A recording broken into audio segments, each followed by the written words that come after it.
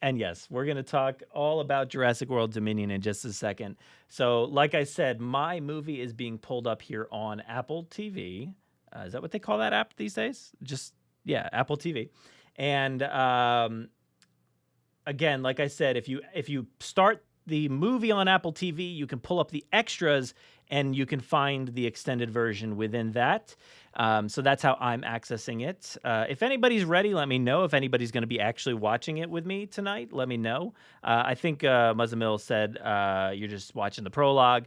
But if you're all ready to go, I'm ready to go. So again, my movie is set at 000. And like I said, I'll give you a little refresher. It's going to be a 3, 2, 1 play. Hit play when I say the word play. All right. So am I set? Let's get this timer up and let me change my screen here. And my music is dipped. So that's good. And look at that. We got a nice new screen here. Nikolai's got it queued up on Voodoo. Nice. All right. I love the Voodoo. Don't you mean Fandango at home? Permafrost is ready. All right. Vanessa's ready. Thank you. All right. So Locked on Golf is watching it. All right. So let's go ahead and do this. Let's do this. It's always fun to get this thing started. So let's go ahead. Countdown is commencing in 3, 2, 1, play.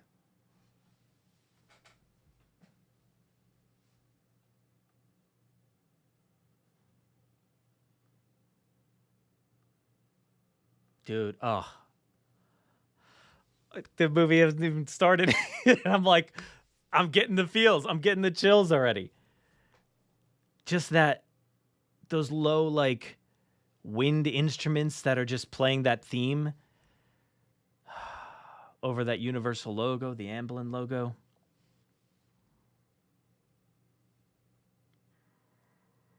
We get the sunrise, sunset, whatever direction it's going in the prologue. And I love the prologue. I'm a real big fan of the prologue. I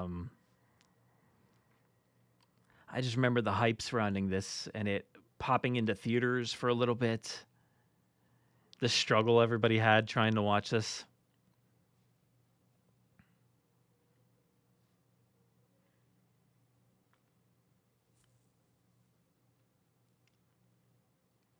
Get these Dreadnoughtus. The music is dipped out. How nice is that?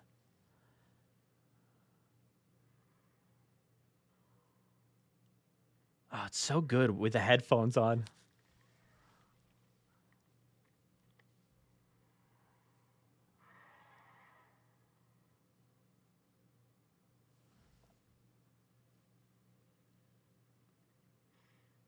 Just like hearing everything, hearing the water drip out of the Ankylo's mouth, the river running, the trees.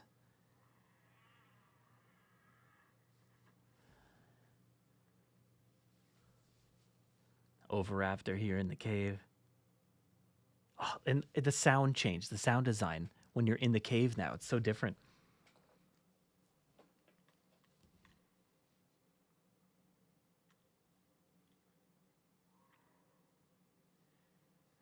Oh, the Nasutoceratops.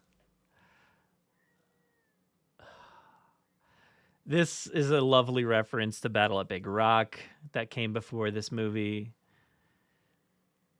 And then we continue to get them even still to this day in Chaos Theory, which is great. Just become a staple of the Jurassic franchise now. You feel the rumble. You feel that? Oh, man.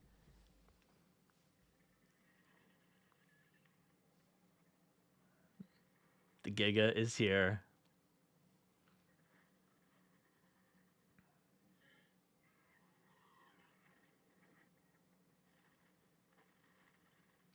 The Rex. Ooh. Harry.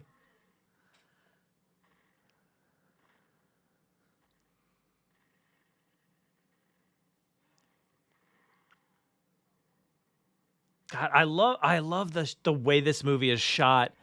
It looks so beautiful. Like, how do you not look at this and think, man, that's stunning?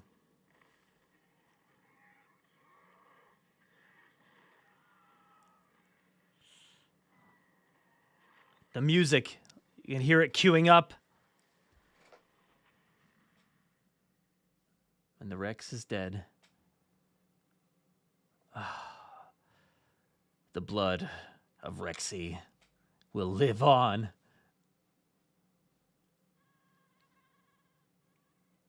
Just what a great idea. I'm so happy that that's what we got. Cutting into the helicopter sequence.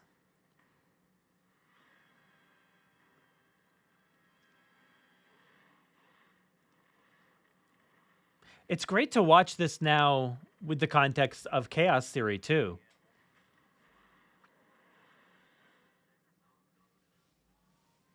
Let's all go to the lobby. Gotta get ourselves some snacks. There's Colin's son.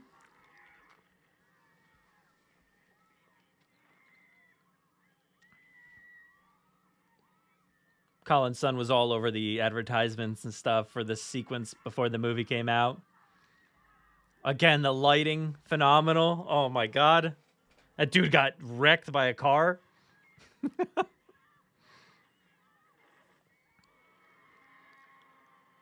Iconic shot. Oh my God, iconic. The lighting, just so incredible. I love how slow Rexy's moving here. You can feel the weight of that dinosaur.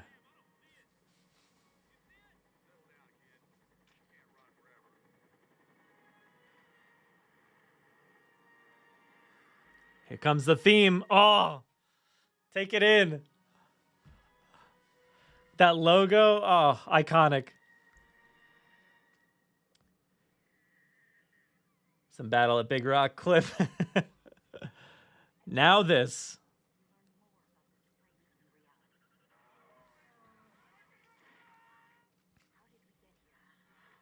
Oh, it's the Vow. Shout out, Tom. I love seeing the visitor center. Oh. Hey, it doesn't look wrecked to me. Go back to Nublar. You can do it. You can do it. The island's calling.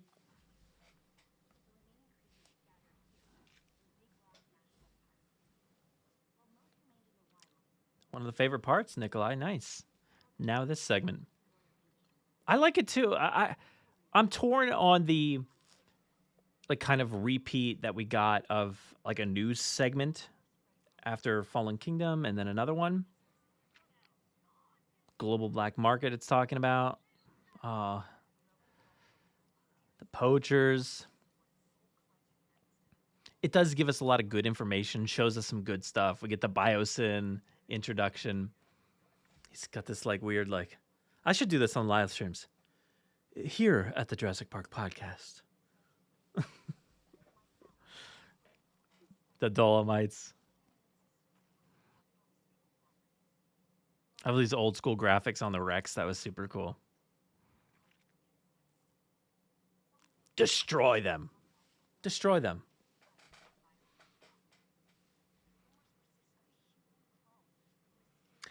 So I want to know where these rumors came from. Like what I want to know like who's spreading the rumors about Charlotte.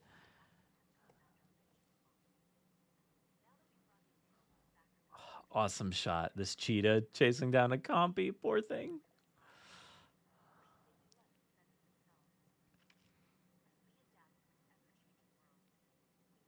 Shot of New York. Mosasaurus sequence. If I remember correctly, I don't actually, but I remember the intro was all switched around for the theatrical cut. This is I like this version so much better. Even though I think we get less of this sequence. I think we get a little bit more in the other one.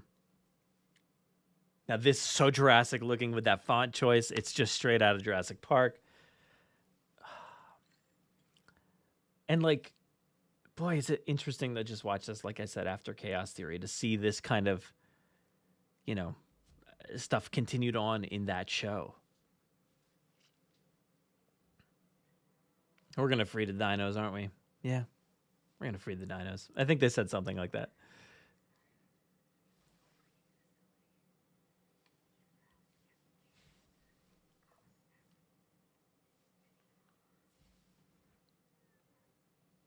Yeah, Moses. I forget because every time I watch this movie now, I just watch the extended cut. I find no reason to go back and watch the theatrical cut. No reason at all. Like if there's a better, longer cut, I'm watching that. So I really don't revisit it. The last time I probably revisited the theatrical cut was for the score overview that I did with Caleb Burnett, where we, looked at the score for the, the main soundtrack and everything, and compared and contrasted the scenes and when the music started and stopped. So we got Zia and Franklin here, which is nice, and baby Nasudo.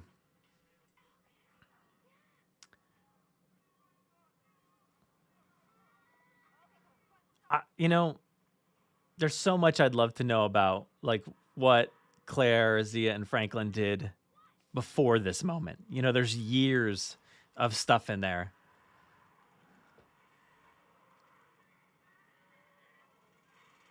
Chaos Theory pulled straight from moments like this, which is awesome.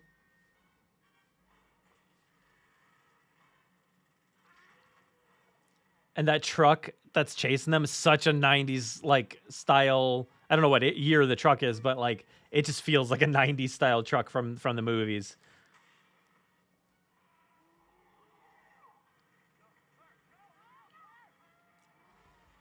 Yeah, and Muzzlemil here says so well shot. Even this sequence where it's not much to look at per se, I just love the lighting. The lighting of the headlights, the angle of the camera, that awesome angled shot of the Nasudo as it stared down that truck. So cool. Was that a Nasudo? I think it was, right? Because was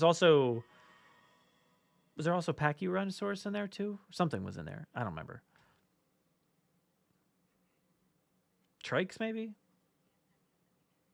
Also love that, we just passed it, but that long shot of Claire standing against the sunrise. Oh, just great.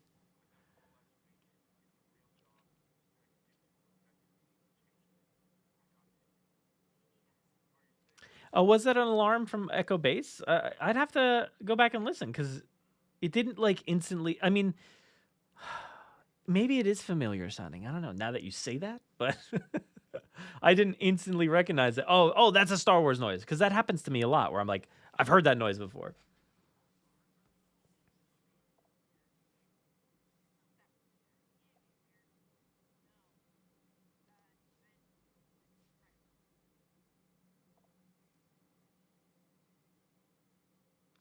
Ah, yes, Sinoceratops. That's what I saw there. I only got a quick glimpse of it. Sierra Nevada mountains. Love this. Get a little rumbly shot there with Owen's like cowboy version of chasing the dragons. So just Giacchino was cooking this whole film. Bum, bum, bum, bum. Oh, it's so good.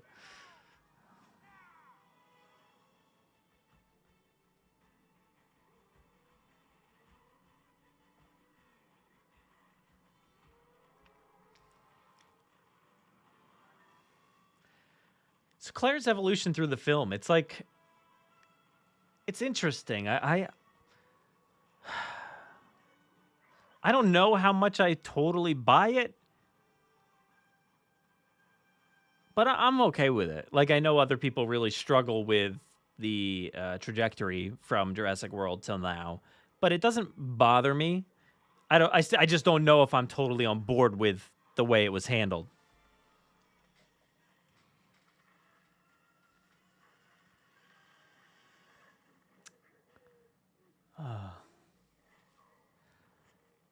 This scene has got me thinking about the Olympics, which are coming up again, this time the Summer Olympics. But I guess when this movie was coming out, well, not really. I guess it was like the winter before. They had all those Olympic commercials with like the Rexy and Parasaurolophus, and was there anything else? Blue, maybe. It was just what a good time.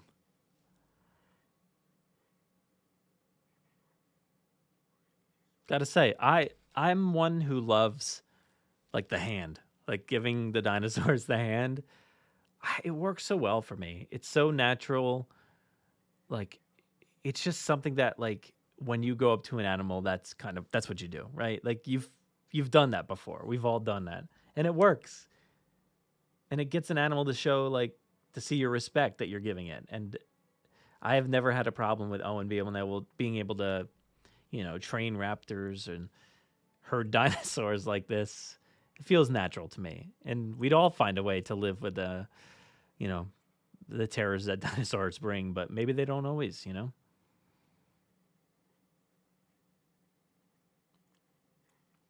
This is an extended sequence here, right? The maybe the first of our true, like, outside of the prologue, which we've gotten previously with the what was it, Fast and Furious opening, but now we're getting our first, like, real, like, extended scene.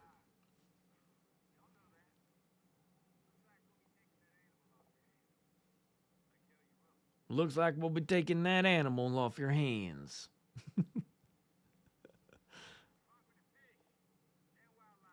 Yeah, definitely believe you, dude.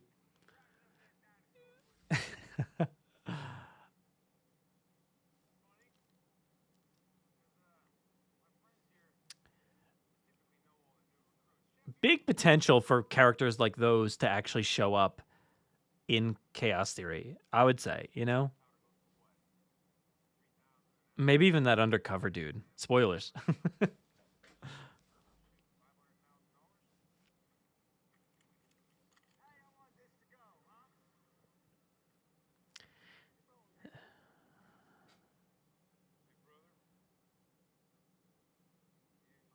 He's talking him down. He's like, "Hey, we're on the same side here, dude. Stand down. Give the dinosaur over."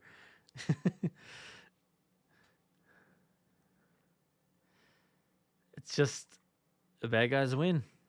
It's a shame what people are willing to do for money. Realities of poaching. Yeah, I like his horse though.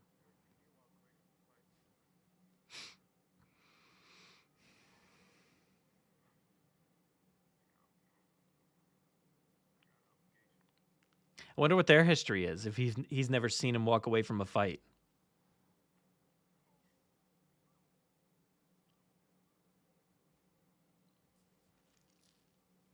Get Blue making some chirps and Beta out there. I've got Maisy. There's something extended in this sequence as well. This shot's weird, by the way. The camera jittery. It's weird.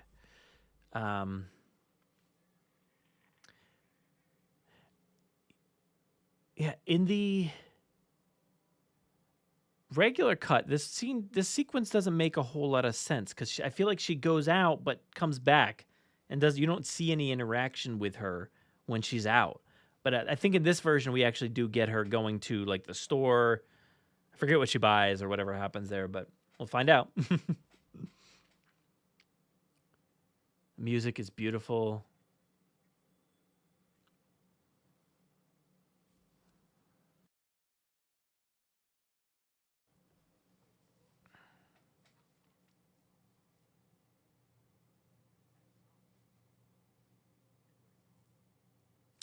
Nosy people. Where you live, huh, girl? So it makes sense now that she's, like, walking back, because in the other one, that's not even in there.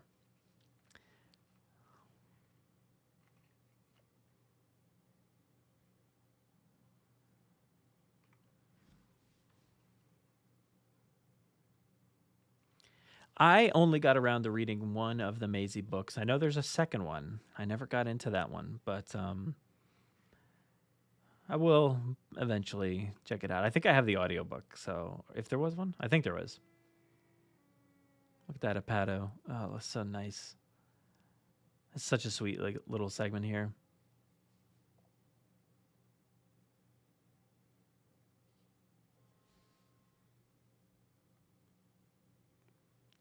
Yeah, definitely some Spielberg Amblin vibes with the bikes and small town, and somebody listening to a kid to, herd of dinosaurs. The dinosaur looks back at her. I feel, it's not really looking at her, but the way it looks back, it kind of like gives me the vibes. It's like, thank you. Just one sleeping under there. And notice that nobody's afraid. Nobody's running. Nobody's screaming. They're just hanging out. They're just watching it. They know that, like, even those people next to the feet of the Apatos are just like chilling. They're just hanging out. And then this guy's gonna spoil the whole darn thing. He looks like he was looking back like, I didn't think I need to tell somebody about that girl.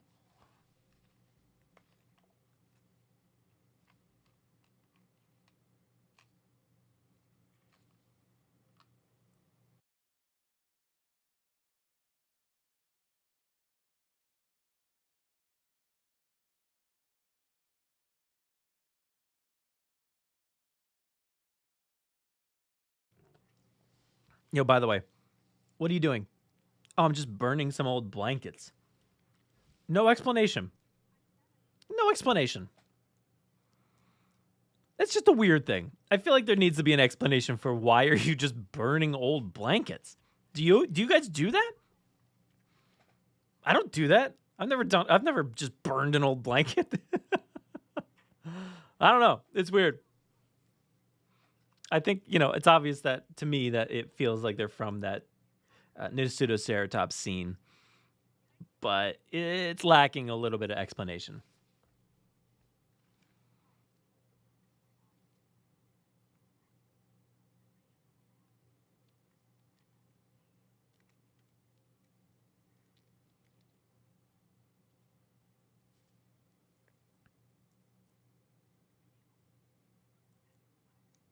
You're the only you who ever was. Nice sentiment.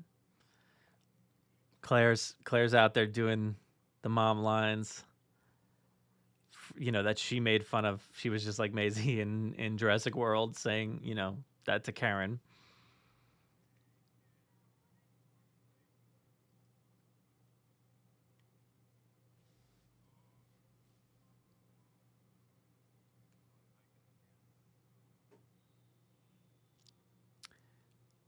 Yeah, I wonder if like Owen and Claire went to the charity place, like the, Goodwill, and they're like, let's just go buy some blankets to burn.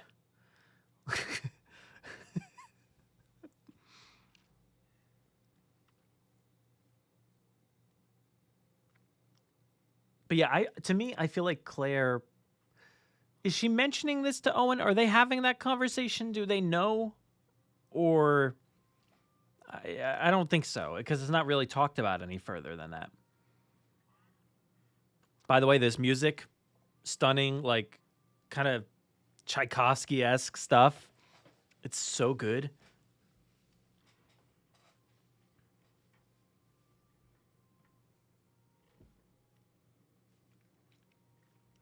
Blue looks great, by the way. Oh, so good.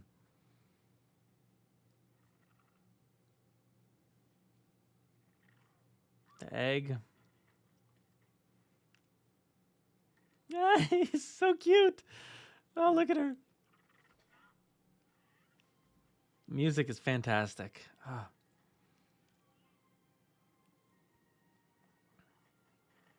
Oh man, I love Beta. Not enough credit to. Oh, that shot is iconic. Look at that. Oh, this is. Is this in the movie? Oh, I think maybe I forget. There is a sequence I think where they added in here somewhere. If it's not this one. Ooh, wolf, dude. Hunters about to get eaten.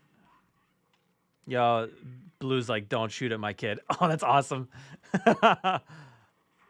Oh, slow-mo shot. It's a little silly, but whatever. It's our third blue slow-mo shot.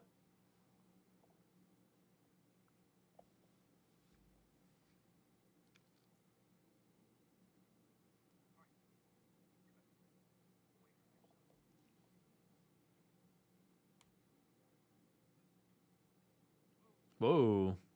Good job with the knife.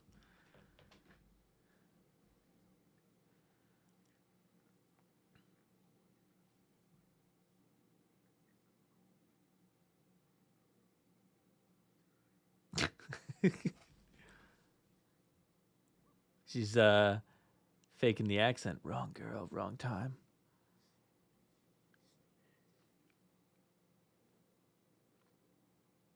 Go ahead, say it.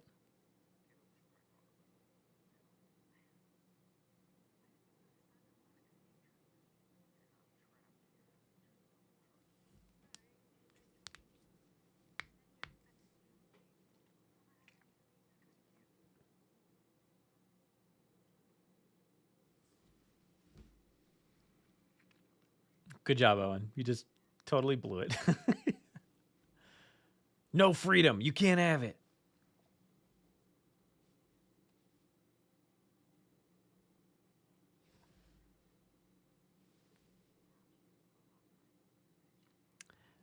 So as far as chaos theory is concerned, it definitely takes place before this. We've gotten the confirmation directly from the DreamWorks team. And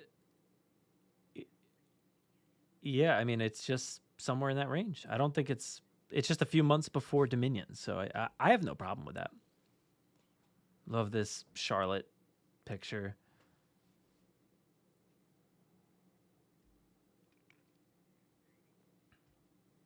Track Grady do his house.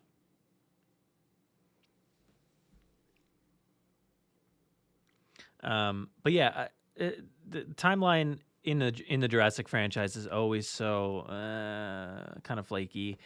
You know, you talk about Jurassic World being a week after Christmas movie for some reason, and there's some weird timeline stuff there, and they're just never very clear about exactly when things are taking place, and I think that's okay.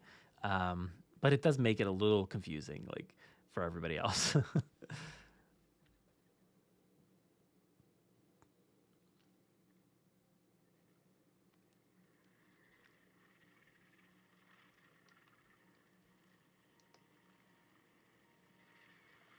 Locusts.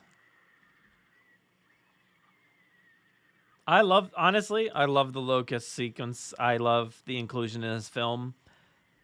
It's perfectly natural to me. And I don't really get why people are like, oh, it's all about bugs, the whole movie, that's all it's about. It's not. I mean, it's a main plot point of this movie, for sure, absolutely. But there's dinosaurs everywhere, too.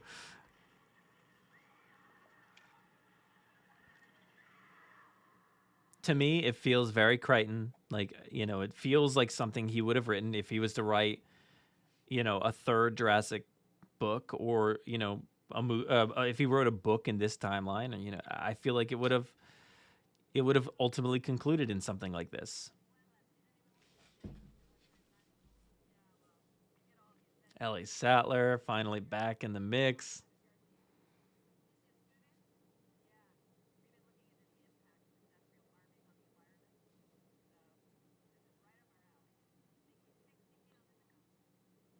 It's right up her alley.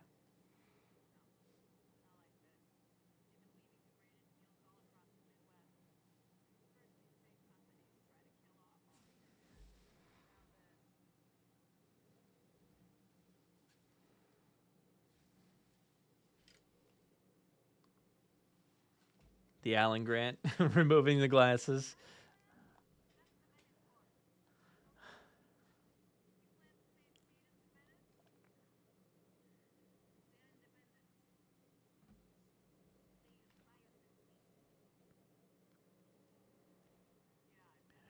And I love that these stories that they're telling now, and I feel like ultimately that's what we're getting with chaos theory eventually, is you know, how BioSyn is conning everybody, basically. It's an extended sequence, right? Something about this one, I think. It's hard to remember what was extended and what was not when you only really watched the extended, and it's been a while. I love this little, like, toy looking field sequencer. I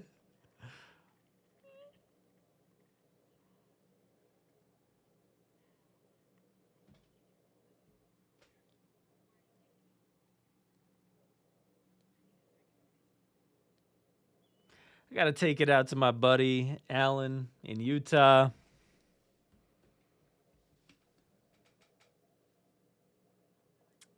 Just a great walk into the scene. I love it. Alan Grant.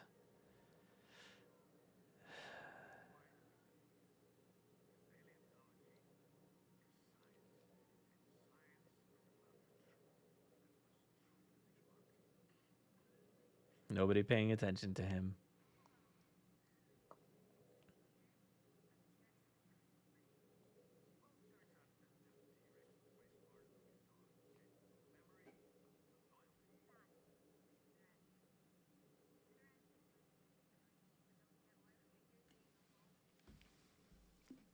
Kids.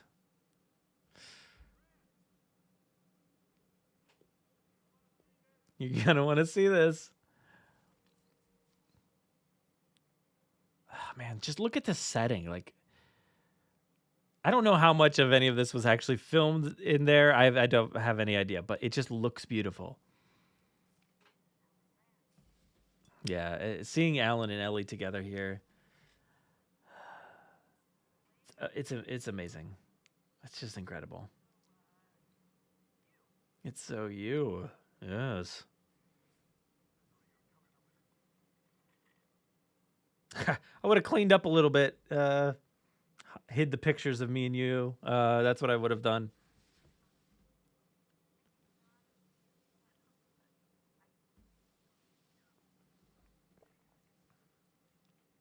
Just spilling his tea everywhere.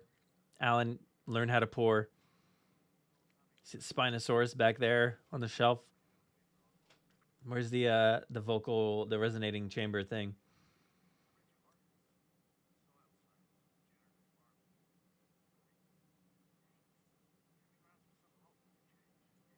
I love the mirroring of like Jurassic Park and like I love your book. Like I've read your articles. You know, like it's stuff like that just feels so Jurassic to me.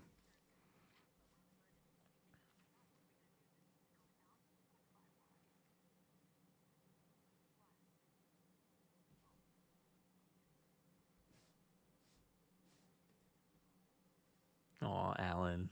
I just like watching them. I don't even want to talk. They're just so good. Like it's indie style boots in the background.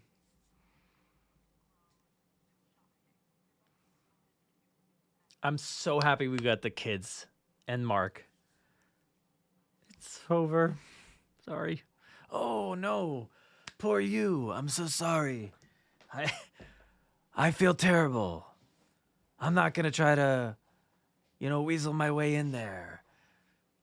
Poor Mark.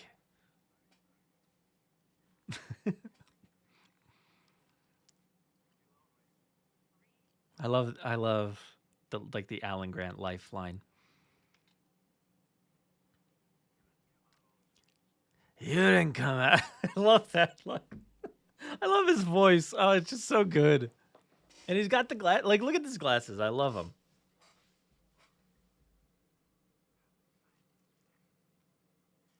Ooh, creepy.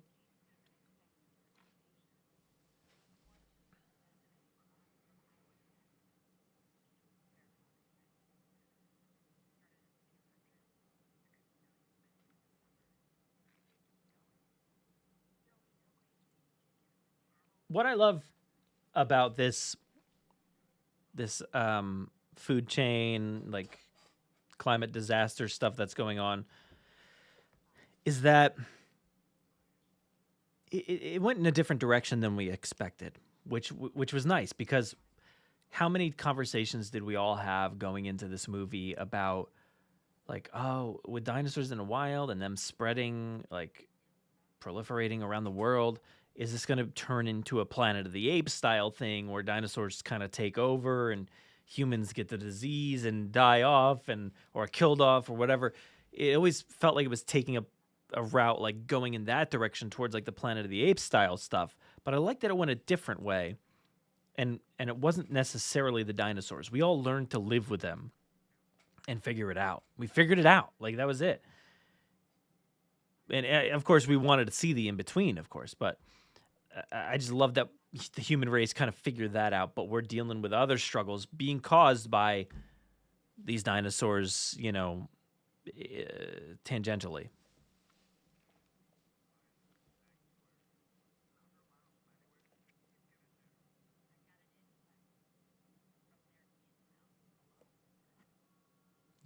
How the world will end.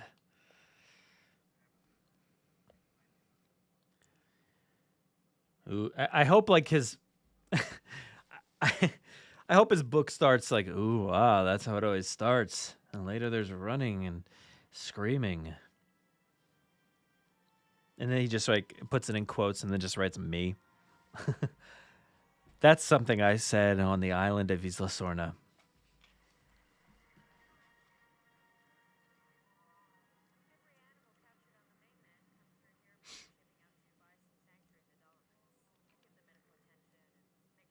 I love this sequence. This is great seeing this. And there's a character that's from Andor and coming to Doctor Who next season. I had no clue she wasn't even in this movie, really, until Doctor Who people were like, star of Jurassic World Dominion, gonna be in the next season of Doctor Who. And I'm like, huh? Oh, okay. But yeah, I agree that coexisting, like, it can feel rushed. But how many years were there? Was it like 4 years, 5, something like that, right? Um, I just like the idea that they figured it out, like that. It kind of wasn't as bad as we always expected it to be, And we did have those conversations of like, oh, what, like 30 something dinosaurs got out.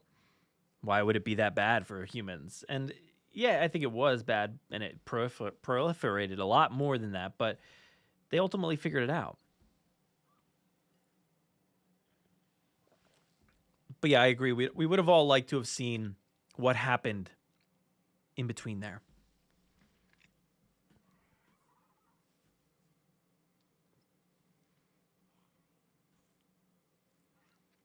God, I love Beta.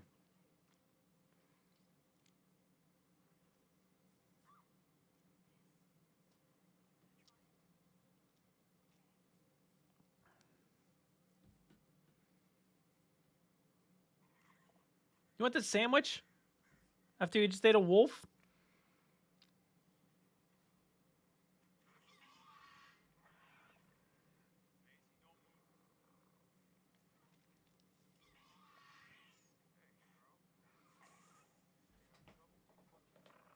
I wonder how many times they like interacted in the wild from Fallen Kingdom till now.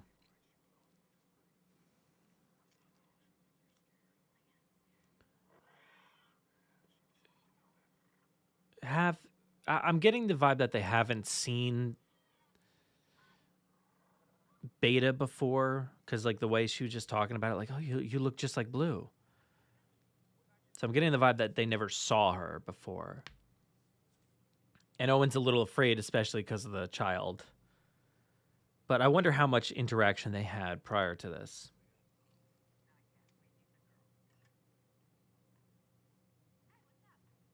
Oh, Claire's like, not in my house.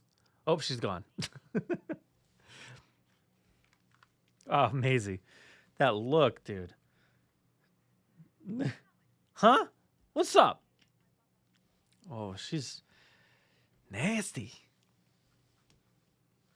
You're not my mother.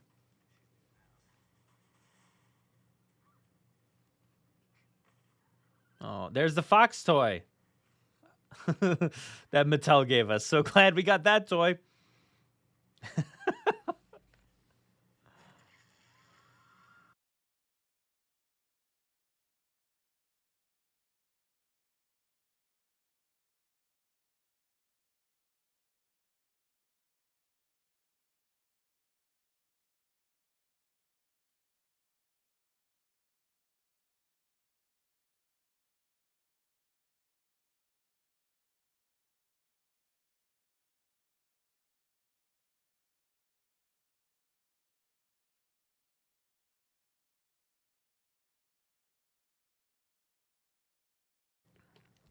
Oh, just a creepy person standing at the end of a bridge. Don't worry.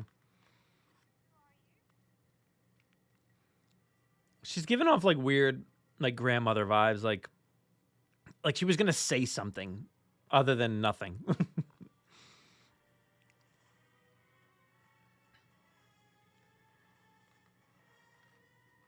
Owen's got a long way to haul, dude. It's corn.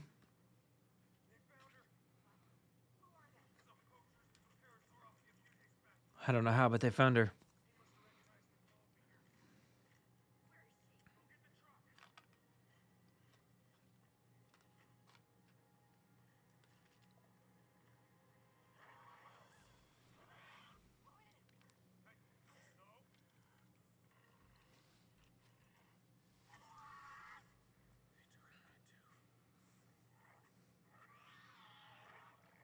It's so wild that they like from this moment on they just put Blue on the back burner and that's it. Like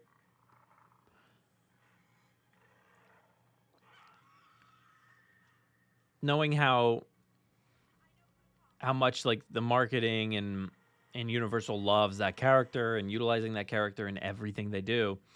It's so funny that they just put her on the back burner for this movie for the most part, you know?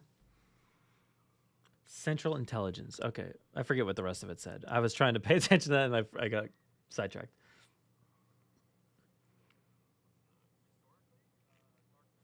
Absolutely thought he was getting cast as a double for the Dennis Nedry because it kind of gives off that vibe. And that's where I thought we were going to get a Dennis Nedry de-age sequence or, you know, face replacement.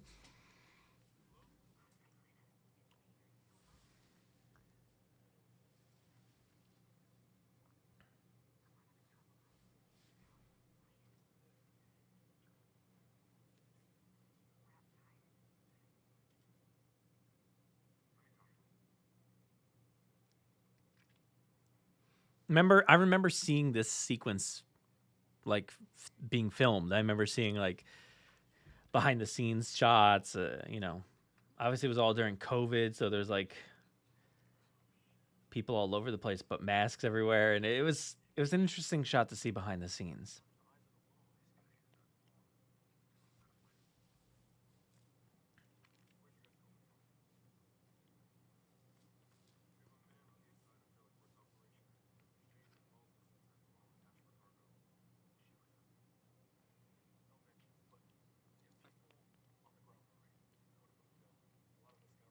Look at them. Look at them all. Lowry, Vivian, and Barry. Ugh. I just wish we got more of all these characters.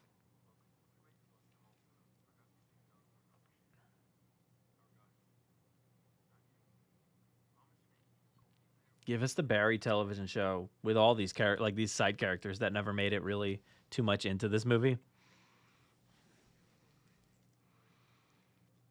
Have Franklin be the guy at the desk, you know, and get Vivian and Lowry and Barry and some other sidekick, you know, out there in the field. Like that'd be awesome.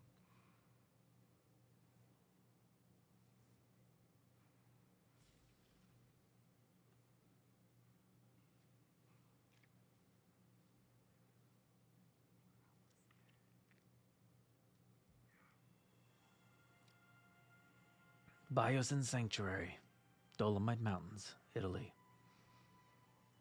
Ramsey. 6 shoes. Great shirt.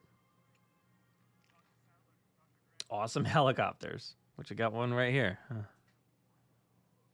Helicopter plane, whatever it is.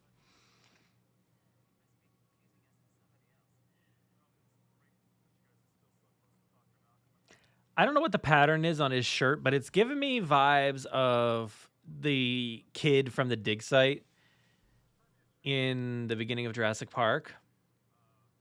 Like the pattern that's on there and the colors. Maybe it's just the colors. Here comes this incredible like Dominion theme. Yeah, BioSyn theme. It's just, and it's subtle right here. Just kind of lightly flying through.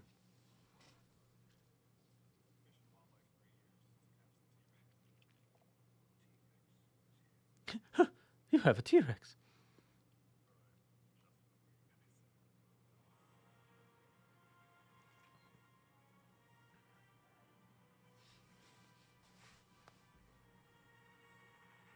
Ah, what a cool shot. This is awesome. Oh, man. Look at that valley.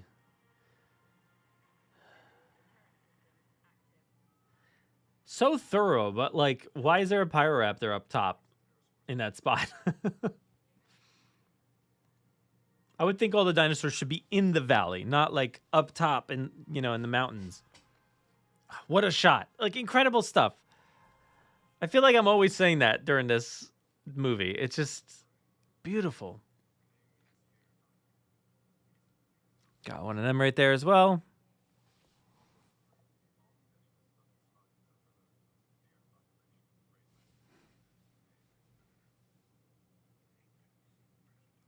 I think the way that this is kind of described is it's BioSyn Valley is like it's a sanctuary and it's isolated, right? Like it's got this surrounding mountains that like I don't know.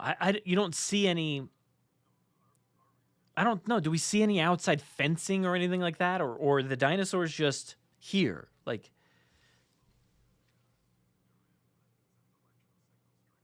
I guess the implant thing will keep them maybe around.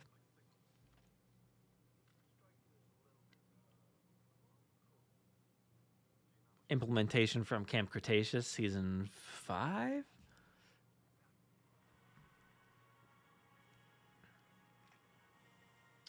But I love this valley, and it's like, yeah, I know a lot of people talk about it as another isolated island, essentially, but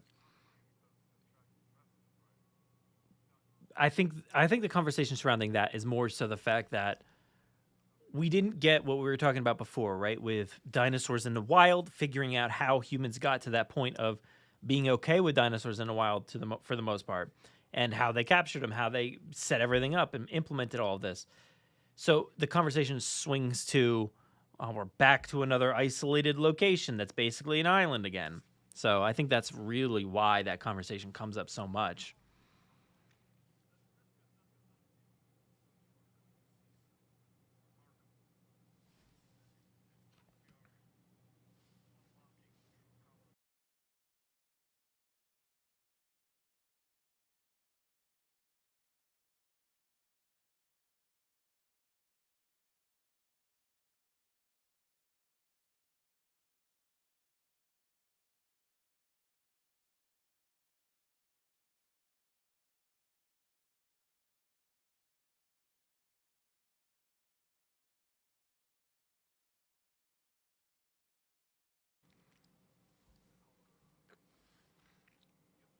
I'm surprised we didn't get a Howard King. Weird moment here, by the way. You have food? Like one of my, it's like a weird, like why? I really wish they hadn't gone like the Steve Jobs, Tim Cook route here. That like also the movie like Don't Look Up very much did the same exact kind of guy. It feels like it happens a lot, right? When there's a tech CEO of a company, he has to be kind of off a little bit. So I kind of wish he wasn't like that, because he really wasn't like that in Jurassic Park, right? We lack Dominion.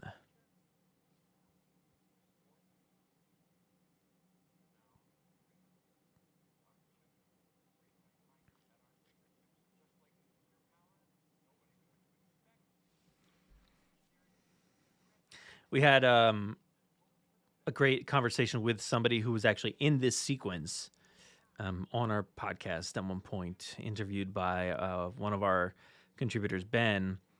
Where's the dude? He's up top in the back right with a brown jacket. You can see him right now in front of the door.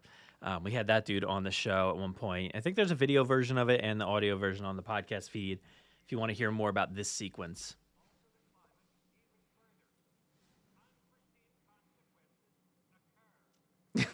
Unforeseen consequences occur. It's just a weird.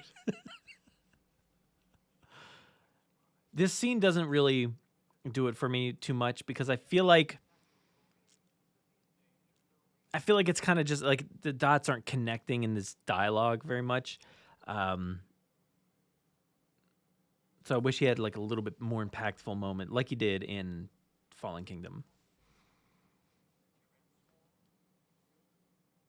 Consciousness.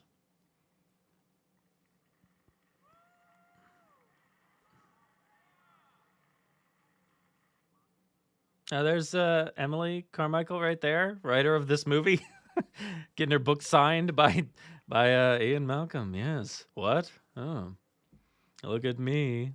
Look at you. Such a great line delivery. It's just so good seeing them all together. Yeah. Oh. No. So this is where the what's begin. We should count them all. Take note of the what's. There's one.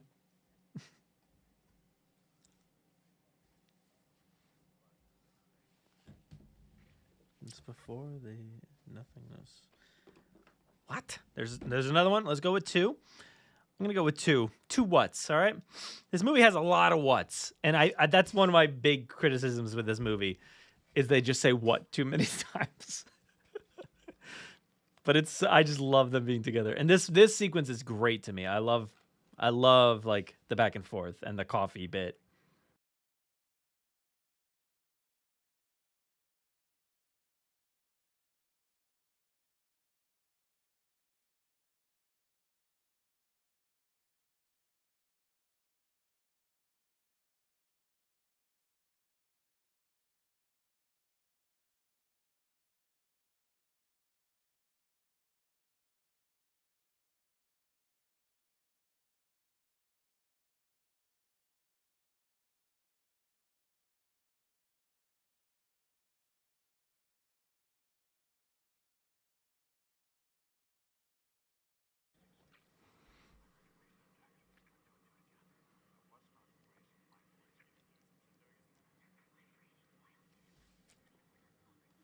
The hexapod allies thing kind of confuses me still to this day.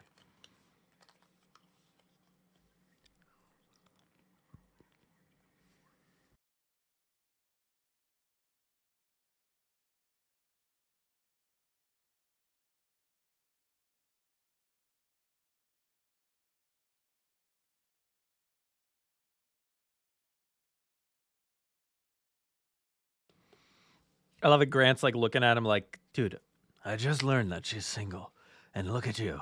You're gonna step right in on my toes. Is Sarah still around? Like, does he have Sarah? Malcolm has Sarah out there? I don't know. Oh, there you go. I don't think he's married to Sarah, you say, Tyler.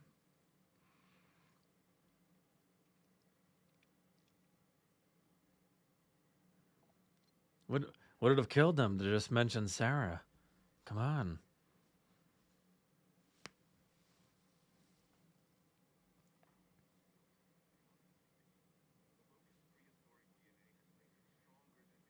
Okay. Hexapod is a family of insect species. So what are hexapod allies?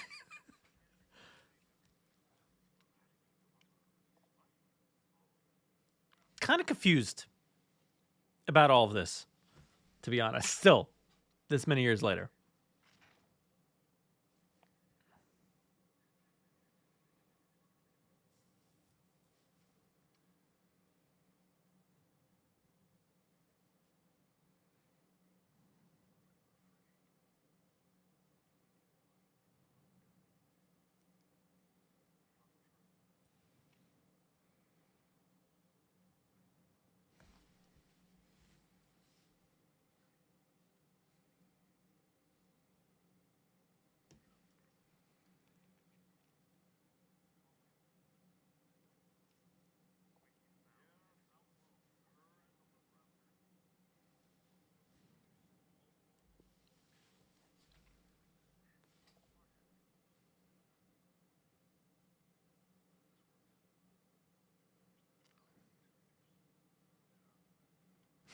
Tyler, is this a real quote? Locusts eat crops. Humans go extinct. Dinosaurs rule the earth.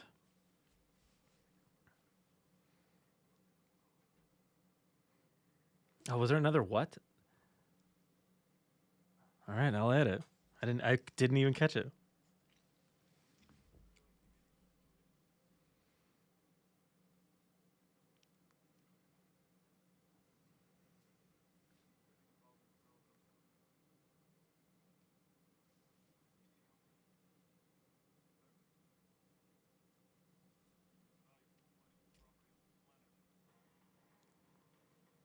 Boom, we're in Malta.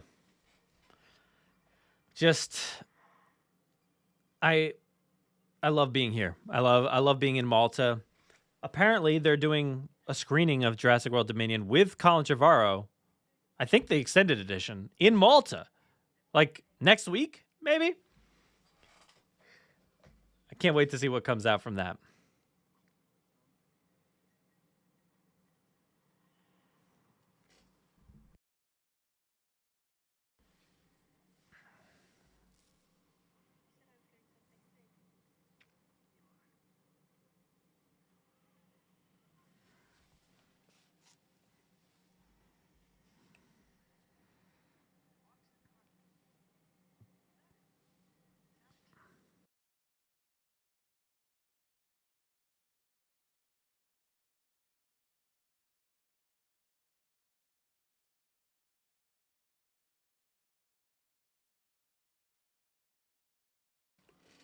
Finally getting Kayla Watts here in the movie.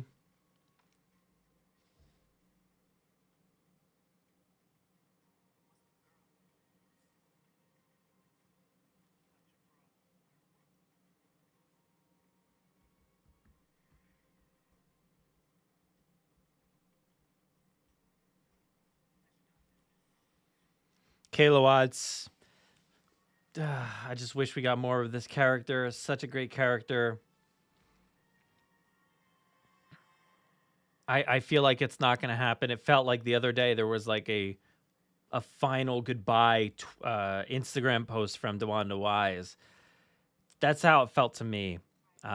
She mentioned she like posted a few Dominion pics and stuff like that, saying it was like a really great experience. She'll never have an experience like that again. And it really felt like everything was lined up for her to be a part of the continuation of this trilogy or this series. But really doesn't feel like that's ever going to happen anymore.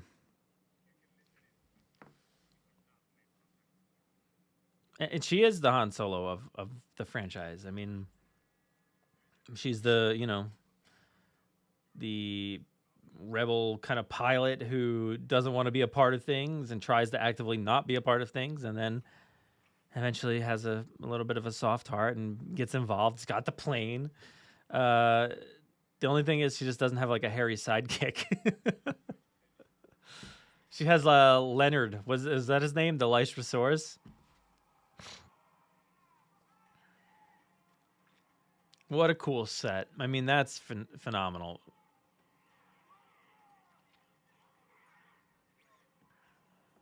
Remember getting that shot right there?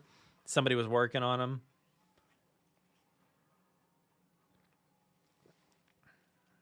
That guy in the back looked like a friend of mine. I should have asked him if he's in this movie.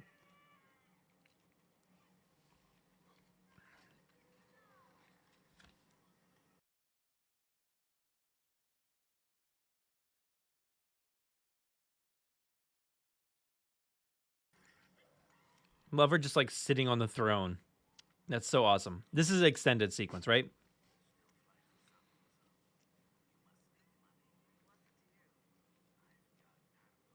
Is he the guy from is he Watto? He's like, hey, you must need the cargo for your ship.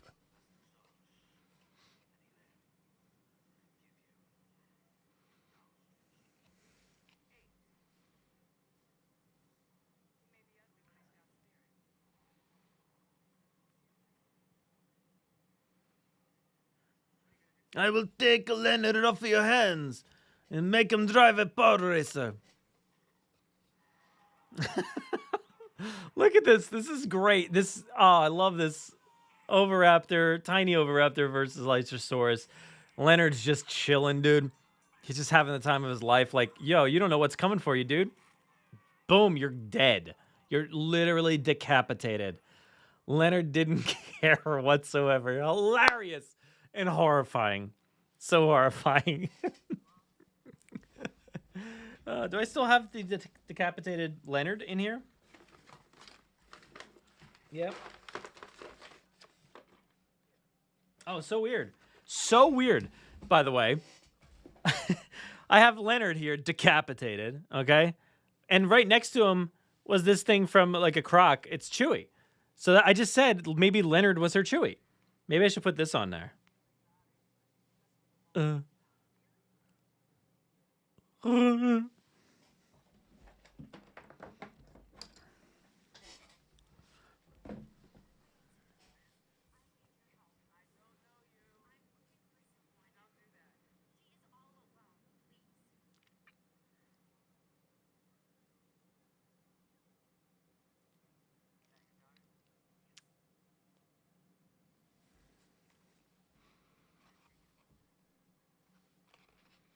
Yeah, honestly, I think it's pretty cheap that if there's, any kind of spotting a JP3 raptor tail, it's invisible. It's like not, it's not even part of this movie. So I hate that like stuff like that gets credence on Twitter because, we get people who make the films just saying like, yes, that was the first Brachiosaurus we ever saw dying on the dock, or the Twitter handle being like, "Yep, that's the Spinosaurus from JP3 that just crashed and the T-Rex broke through it," and it's like, yeah, JP3 raptors were definitely a part of this movie.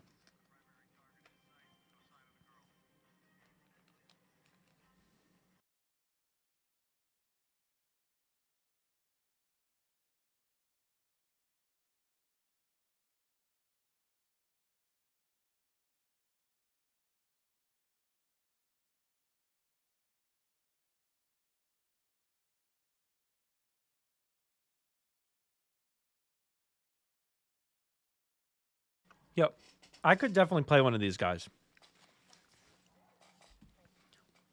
What's the cargo? Yo. Hey, what do you got in there? I just put my hair down in front of my face. I look like one of them.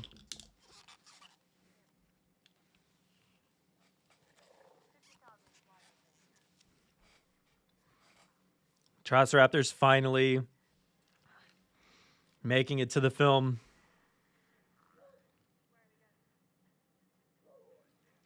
Yeah, see, asking people on Twitter if things are canon, if you want it to be canon, that's not canon. That's not what canon is.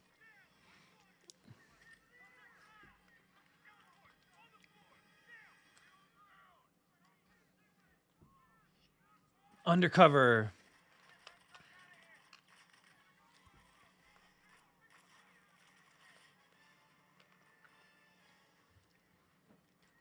I love now things are starting to get out of hand in this movie. And this is one of my favorite parts.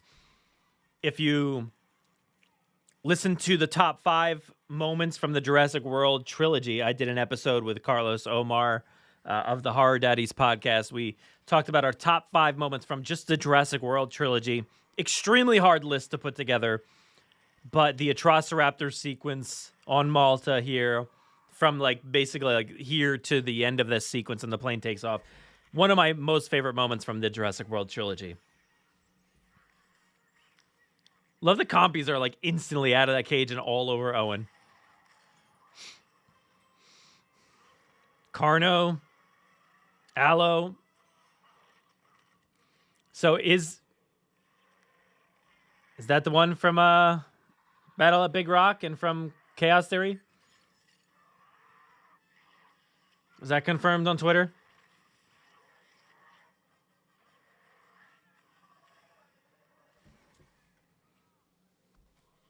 Oh, get out of there. Leonard's going to bite your neck off, Owen.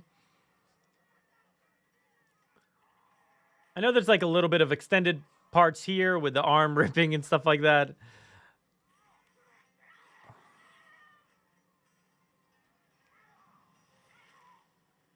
Love it. These dinosaurs kind of doing like some teamwork here, biting dudes, letting dudes burn.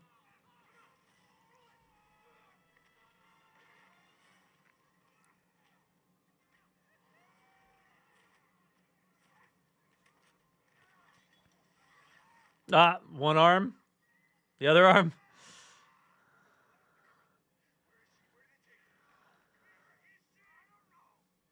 I think it's very likely it's the same Allosaurus.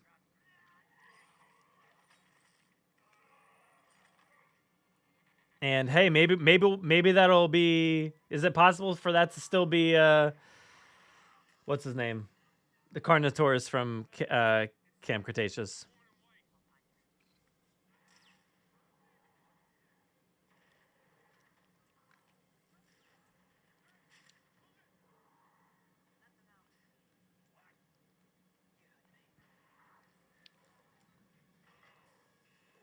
So I can't wait to find out what the story is with these Atrociraptors. There's a lot to be told, I think, between what we saw in Chaos Theory and this moment here. I can't wait. Barry's got such a killer shirt on, by the way.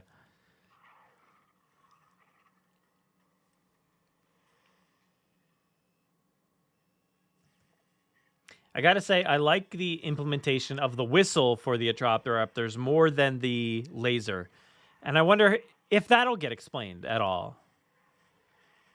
Or if it'll just be like, ooh, lasers are more efficient.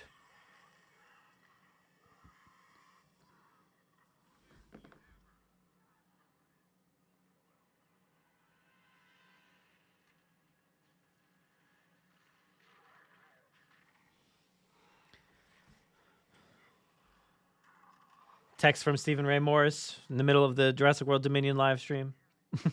I'll text you back after, dude.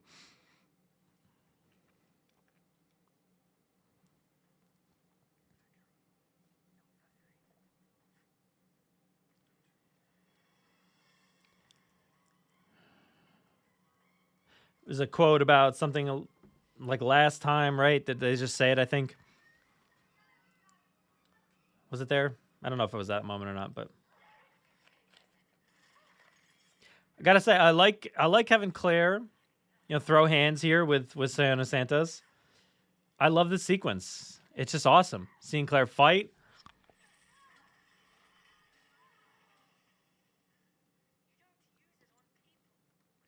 What kind of nerve does she have to say, you're not supposed to tase people after she's swiping her with a knife, trying to legitimately kill her?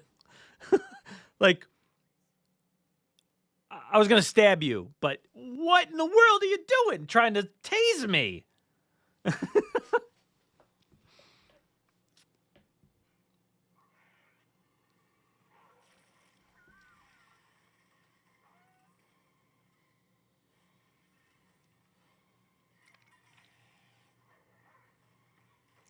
I love this, like, the Shining, like, here's Johnny.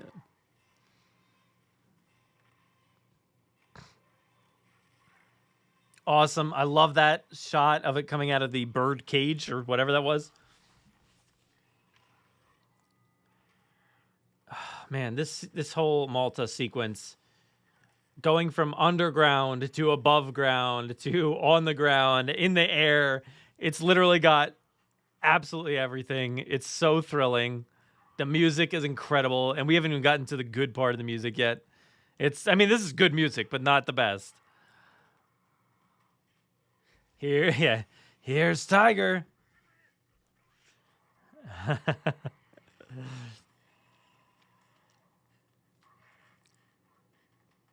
Love this jump. Atrociraptor overshoots. And I love that it intersects, and it's very Star Wars in nature, where people are she's witnessing something going on. She's like, all right, I'm going to get involved.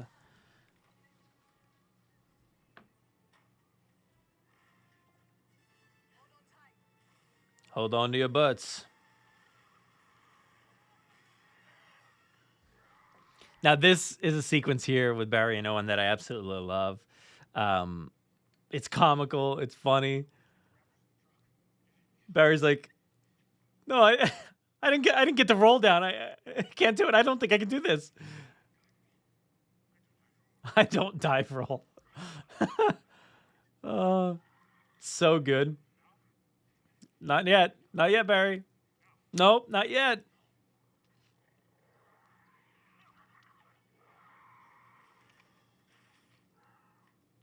Dude, awesome. Boom.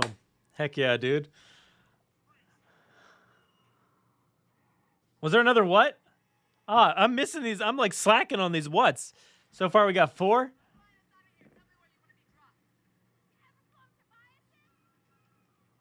The way characters say BioSyn is interesting in this movie. They say BioSyn like a lot. A lot of characters say BioSyn like with an A instead of like BioSyn. Pretty crazy that Owen or Chris Pratt didn't do any of the motorcycle anything in this movie. He wasn't on Malta. He never went to Malta. But you never know. I mean, look at his face. You can see his face imprinted onto this face, whoever's driving this bike.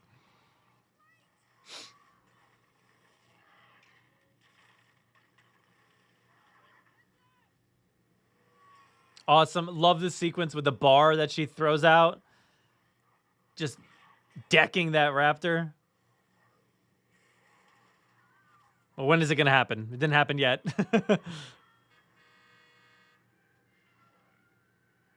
Whoa. I'm getting like, look at the multi levels of this. I love that. So cool. But I'm getting Dial of Destiny vibes too, which is why I love Dial of Destiny. That sequence in that movie is so good. The Cairo chase. Or a different Cairo chase. Was it Cairo? No, it was not Cairo. It was Alexandria. I love this. Streets to stairwells to just all over the place. I love this sequence. And there's no music, guys. No music. Look at that. And there it is. Kicks in right there with the decking of that raptor. The chaos. Look at them. There's dinosaurs. The dude won a contest to get eaten. Oh. Just taking out chairs and sliding all over the place. I love it. Somebody mentioned that they're clumsy. Yes, absolutely. Very good. It reminds me of like Lost World Velociraptors, how clumsy they were. They were just so brutal. They wanted to kill as much as they could. They didn't care how. And they were going to be clumsy about it. I love this song. The plane, the cycle. I did not see Fall Guy, but I'm interested to see what kind of stunt is shown there.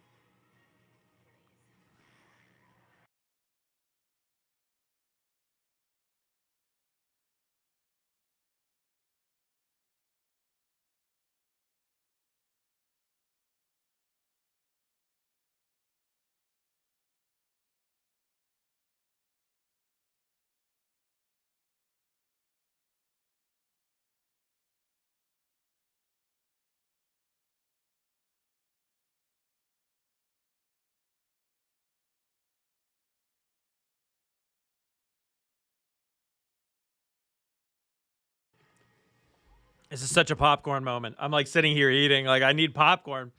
This is intense. I love this. I've seen this countless times. Still hyped. And the music peaks here, dude. Smash. Oh. Ghost. I love this sequence. Oh, my God. Bye, Ghost. Peace out. Oh, man. Whew. And I love the extra bit that's added here in the extended cut. There was like a little bit more in this sequence, I think, right here.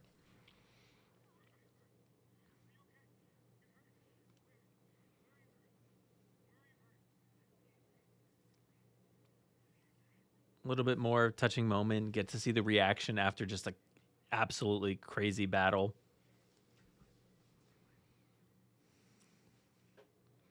Like they don't even know if they're really hurt. They're just like, is it? What, did I get bit? I don't. Who knows? They didn't even get a chance to think, dude. Like, the music from Jurassic World. Oh, 9 to Survival job music cutting in.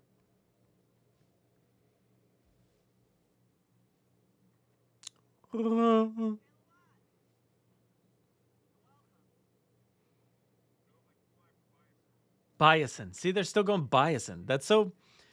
That's not the way I say it. I've never said it BioSyn. I love that. Those don't work.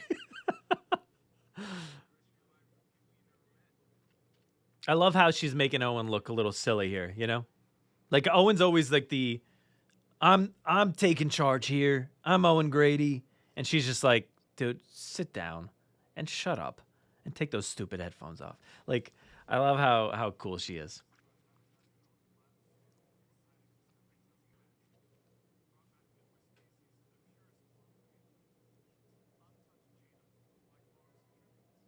Morris Intrepidus. These poor little tiny, like, this is way too small of an enclosures. Nah, we don't splice here, dude. We're more involved. We create bugs. We do the whole bug thing. You ever hear of the bugs?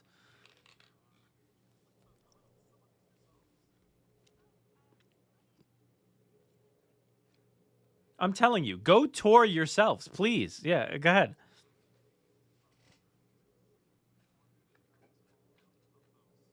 Don't use those ones.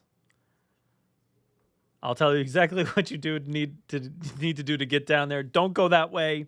It's only for employees. See, this is what I love. I love this because to me, Grant and Ellie snooping around is so Jurassic. This is like a novel quest for them. It's like the novels were like almost spy intrigue thriller levels of stuff that we never really got in the movies per se, outside of like Dennis Nedry doing a little bit of like undercover stuff, but like it picks it up here and it feels like it's a part of the world that Crichton built because of them doing the whole spy thriller kind of thing. It feels like it mixes in really well with the novel. You need her here to understand you.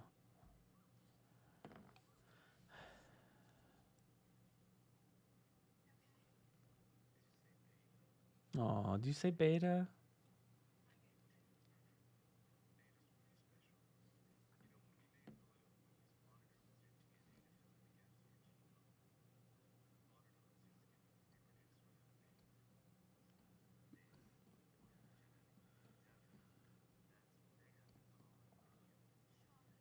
His entire demeanor is so different.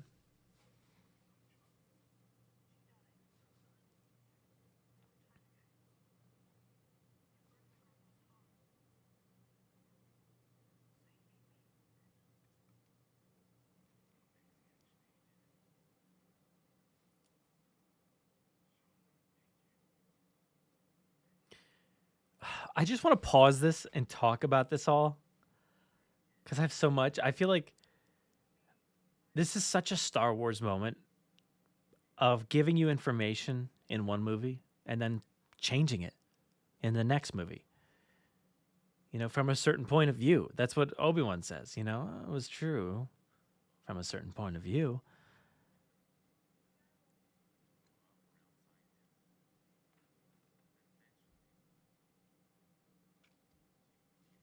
2007, 6/26, a few days.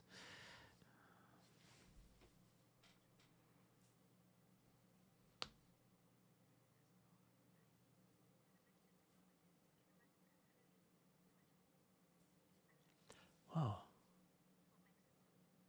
You think we'll get any Charlotte in Jurassic Park Survival? Oh my god, I never even thought of that. Like if we see memos and like in video games, you're always picking up voice memos or video recordings or something.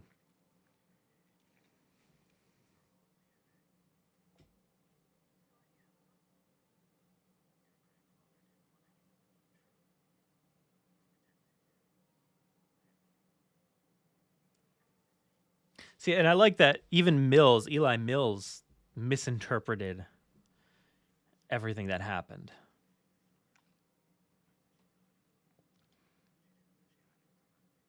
It got to the point where Lockwood didn't even want to tell his closest advisors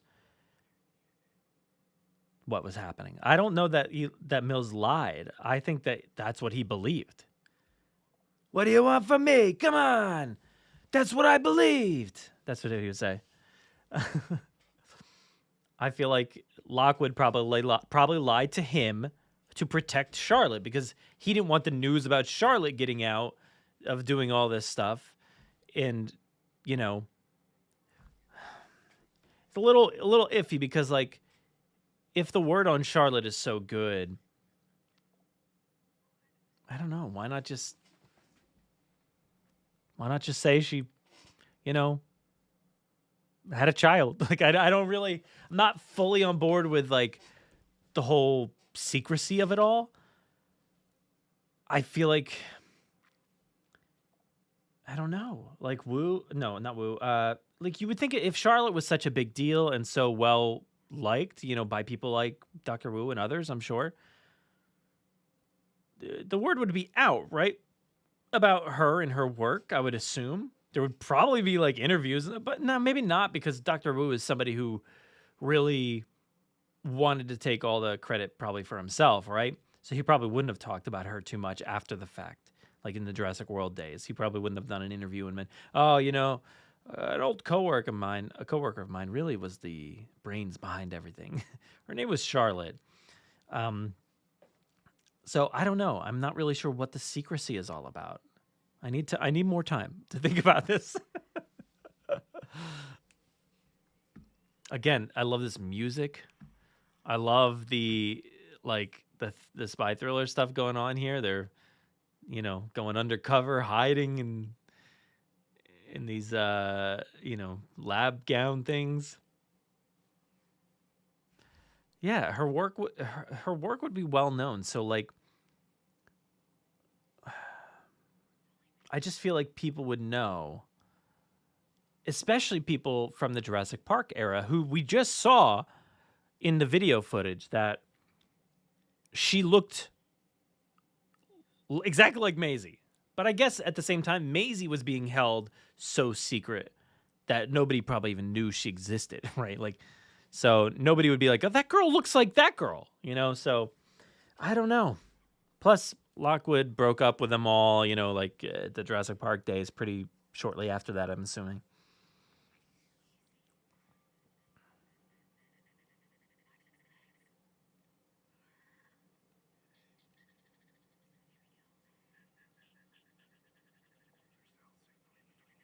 Was there a what? Did I miss another what? Oh, man, I'm really slacking.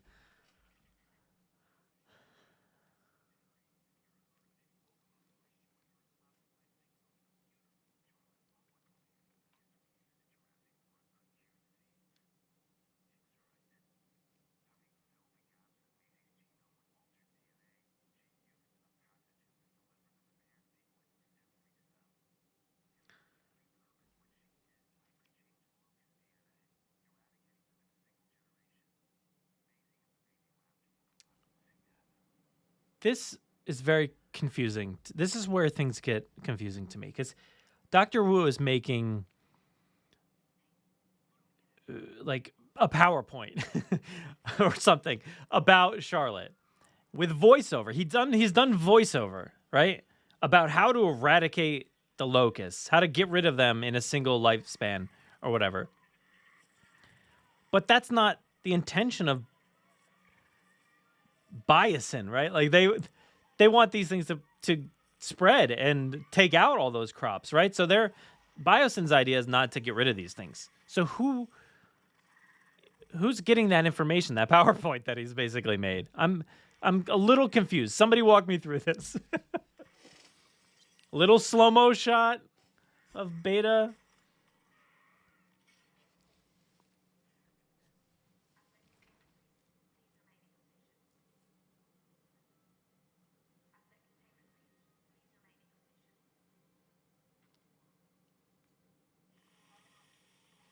Also,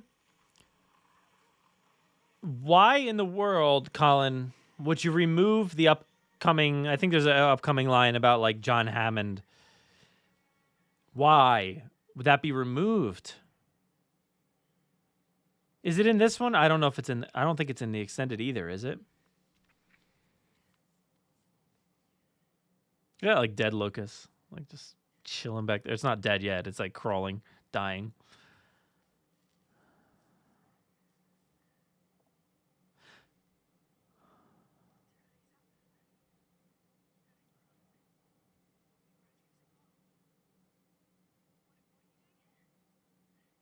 There's one. What? Two? There's two? That's two?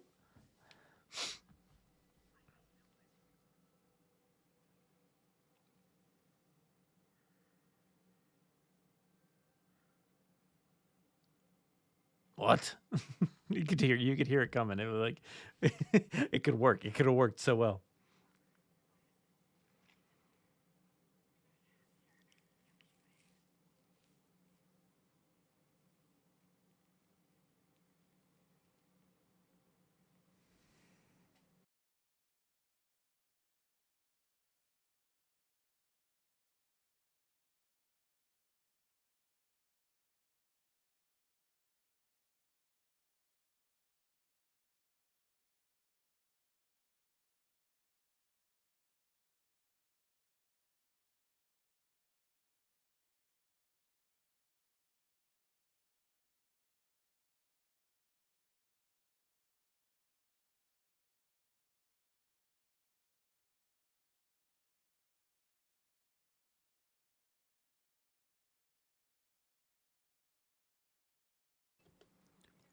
What? Stone Cold.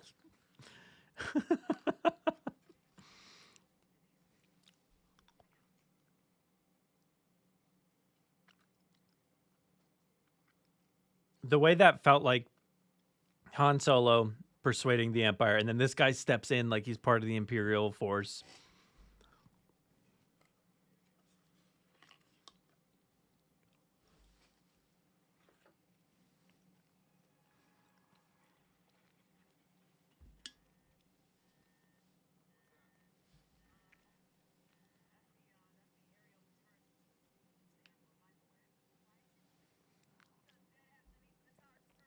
Denise.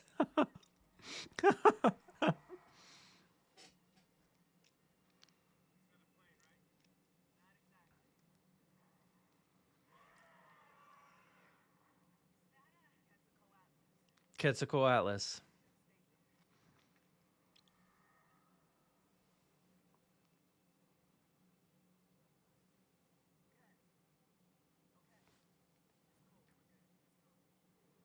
Nope, it's not gone. Dude, this thing wrecks this plane like instantly.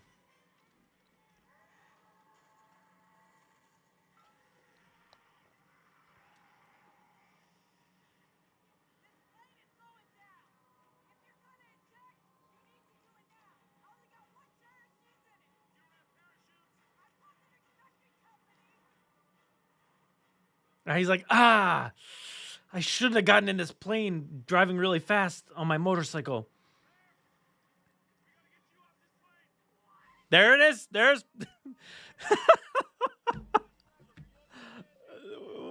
six. We're up to eight. Eight.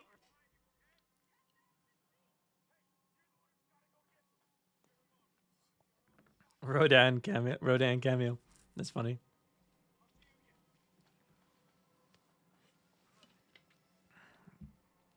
It's just it's unreal how many whats there are in this movie.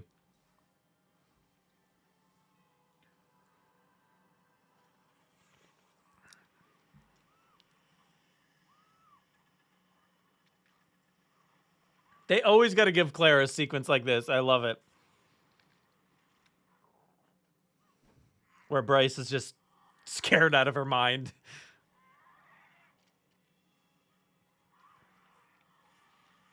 Oh, there goes the chute. Way too high up.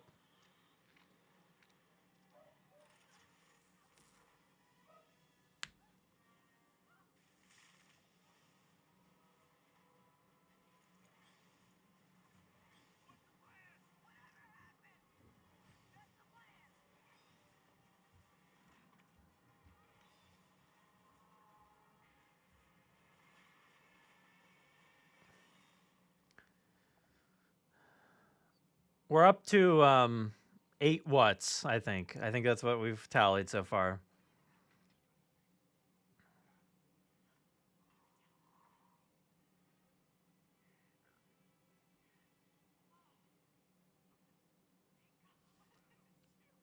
Yeah, we're lost.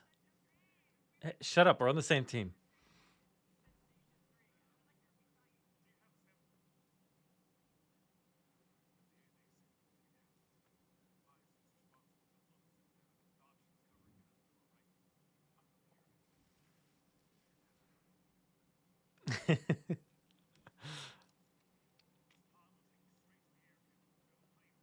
I love these pods.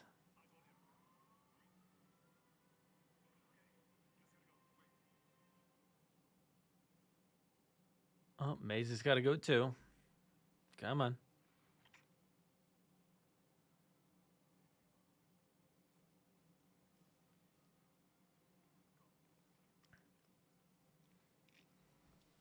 Yeah,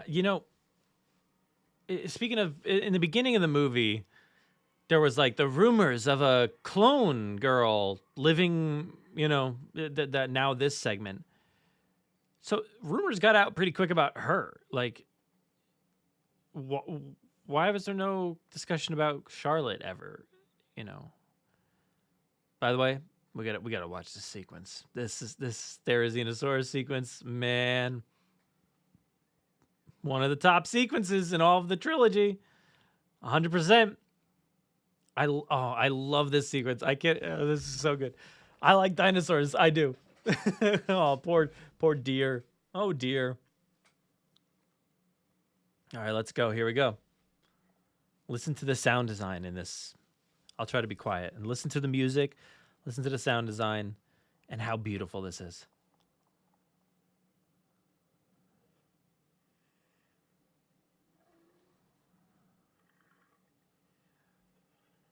Wow.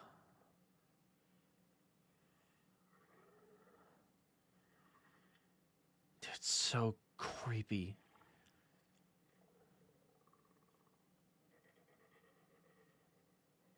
Look at that background. Oh my God. Why are you doing this? Just hates that deer.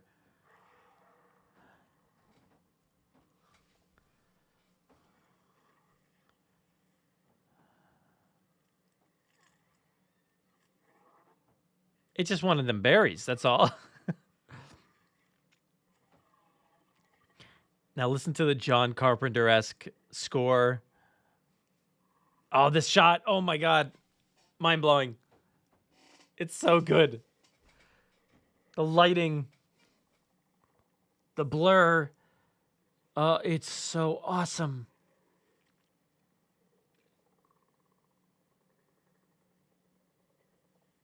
Oh, this is great. Look at this. Crawling. Those giant claws behind her. Michael Myers stalking her.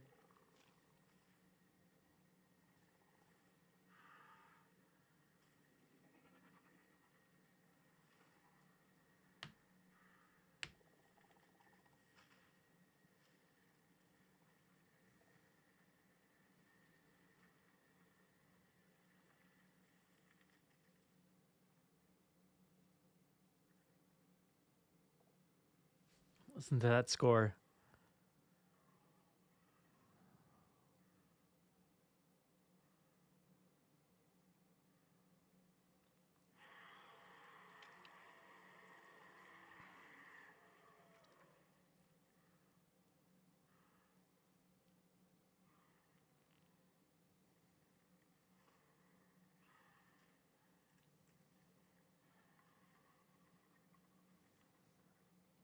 Awesome. And then it's gone. Just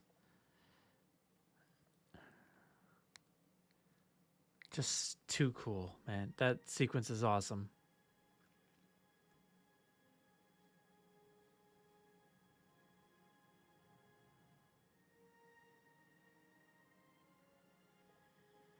And I love how the pop of this like hood swings in with the music. Boom. Oh, it's perfect.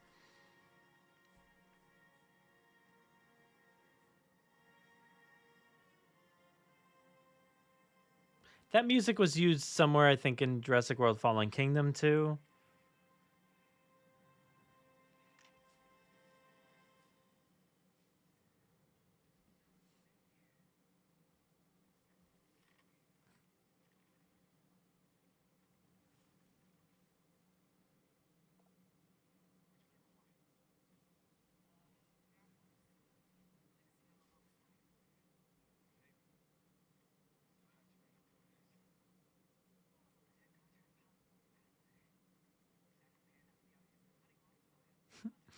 I love the way they're walking.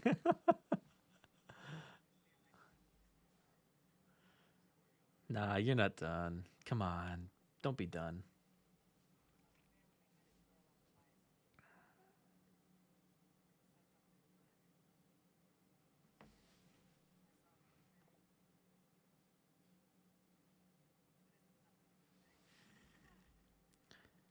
I love that we still got an hour and 5 minutes of this movie left.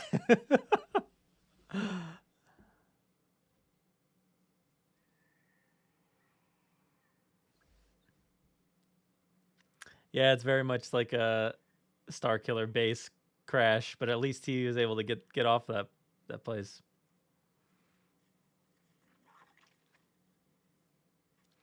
See, like, why is this Pyroraptor even up here, though? Like, that's my question.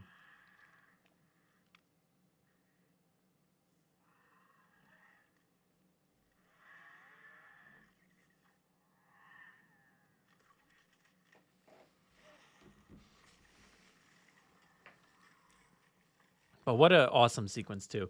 I know this becomes kind of like just moment after moment here, but I love all of these moments mixed together. Like, we never seen anything like either of these two sequences. Therizinosaurus, a swimming like Velociraptor, basically Pyroraptor. Like, that is super cool to see. Like,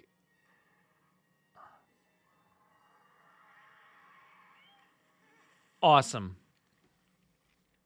We get some more slow-mo. Coming sometime. There it is, slow-mo. Awesome.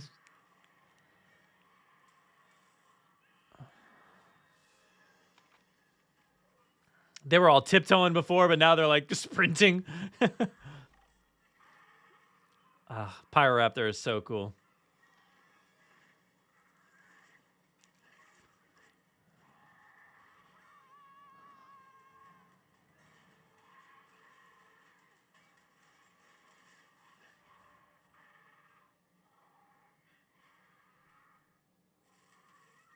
There you go. You used it on the dinosaurs.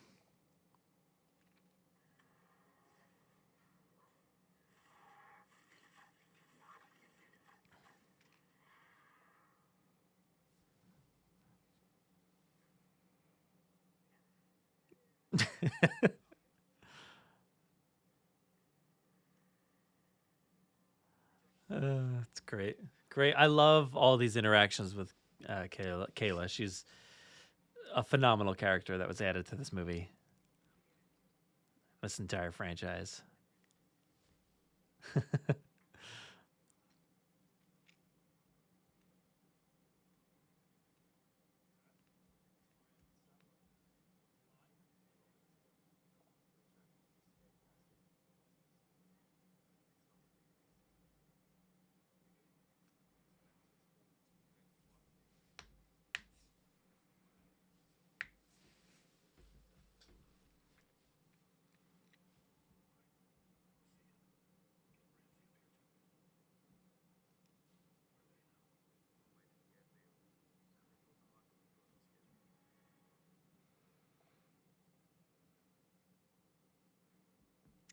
Is that King? I don't know. Do we have a character name for that person? That's an interesting question. Yeah.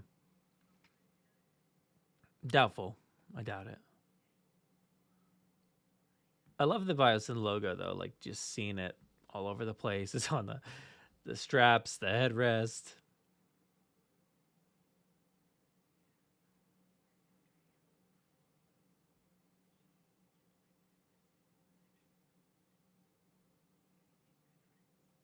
See, she knew about her.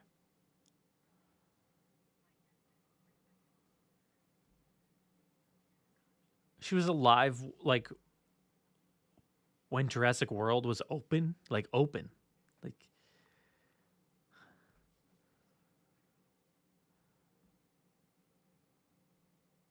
she knows everything, everything.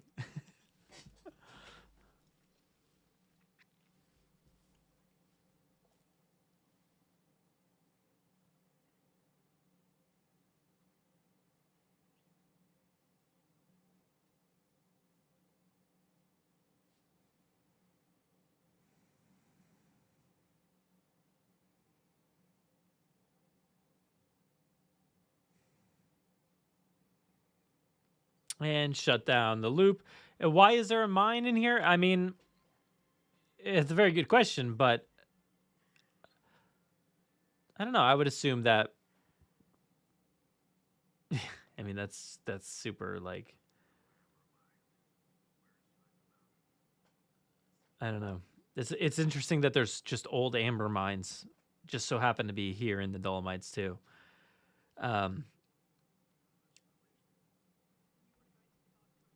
But I'm okay with it.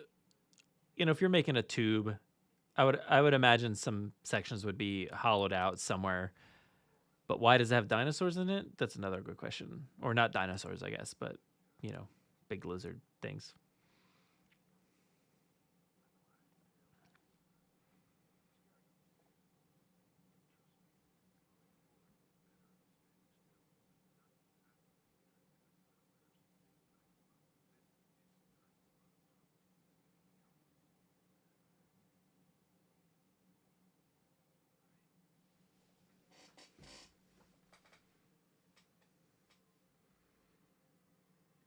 But whatever the case for this cave being here, I love that we get, you know, uh, Alan Jones here, Indiana Grant. You know, we got some like Indiana Jones like vibes from Jurassic Park, with just this whole demeanor and vibe and everything and his look. And here it is again.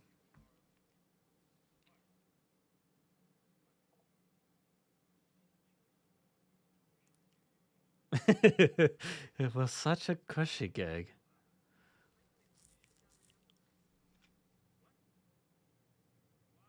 Oh, how could that happen? You don't have to have people in your tunnel, right? You don't have to have dinosaurs in there.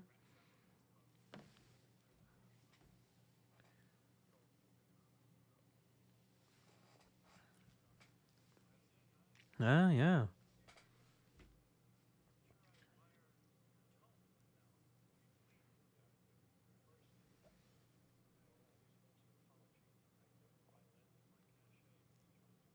Was there a what? Did I miss another what? How am I missing all these whats? I think you're just giving me a bunch extra that I'm not even that are not even in the movie.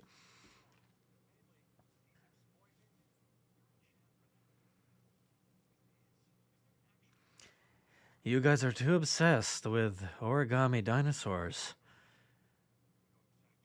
I've been saying it from day one. Stop it with the origami. I missed two? Oh my god, another one? Where? Where were there two?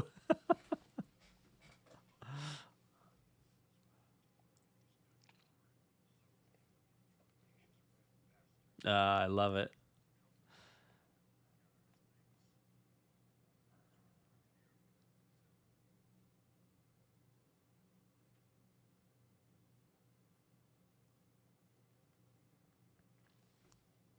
Dodson.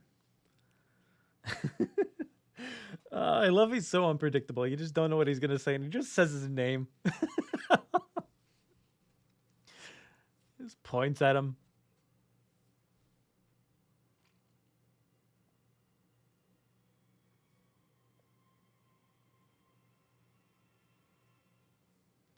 Wow, what a shot. Look at that. just yes, stop with the origami. Get some Lost World vibes here with the blood on the leaves.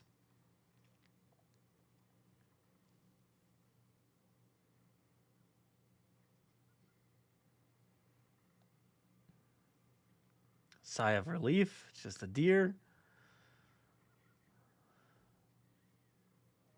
Oh, this shot, these sequences here. Rexy coming out.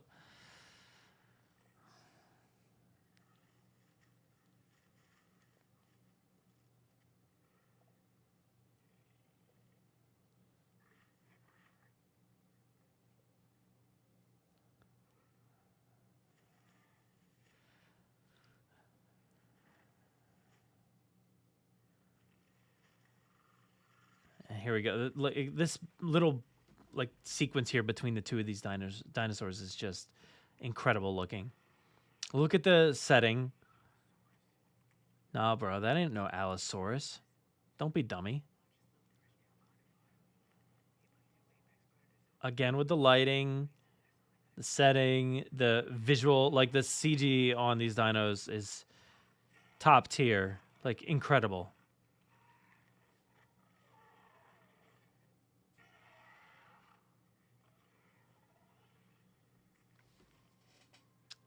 And the Giga's like, nah, man, this is mine. And from this moment on, we know, well, actually, I guess from the beginning, we know we're supposed to hate this thing because it stole Rexy's food.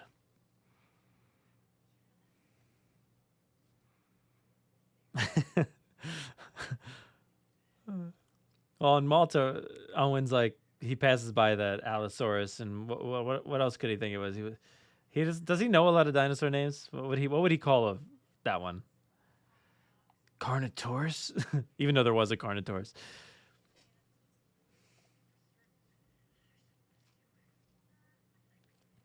Yeah, why are there old mines here? I wasn't happy, Ellie. What? Oh, there's one. Caught one. 11?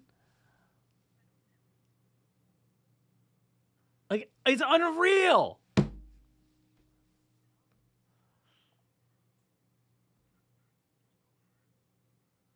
That's all friends.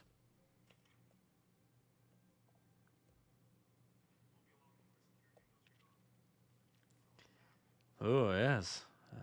Yeah, map. I love Malcolm's like vibing in this sequence. He's just like, yeah, okay. Give him the new map. Catch, nice catch. How are you gonna throw the keys at me?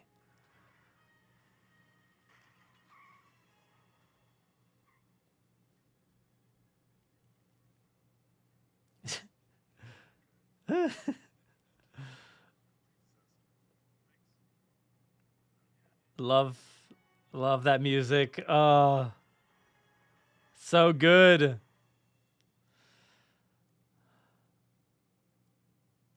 I don't know. I love all this. This movie is so good. Deleting stuff. Way to go, Dodgson. Locusts are jumping continents.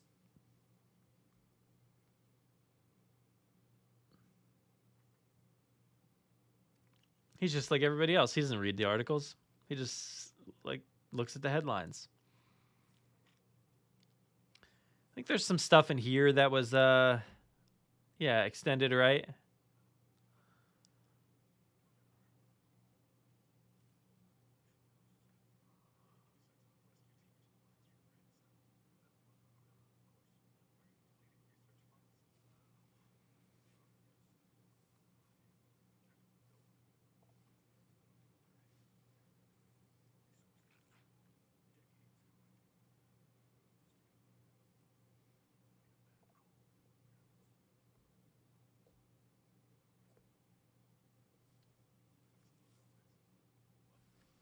There's one.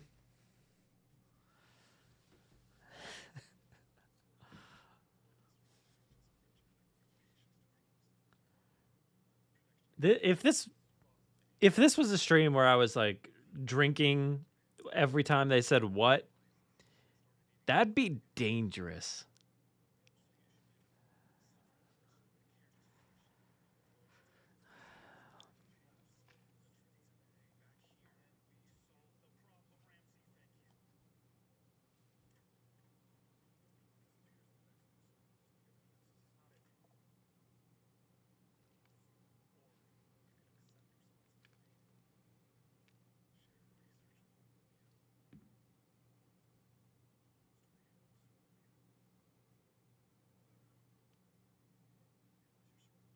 Yeah, it was 28 once. I once tried to bribe the employee for Jurassic Park, and I took down that entire park basically from that one choice.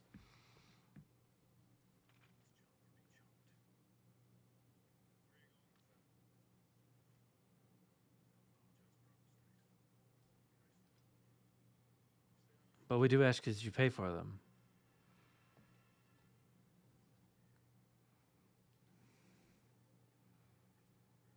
There's a lot of mine sequences. I don't remember so much mine sequences. There's got to be another what around here.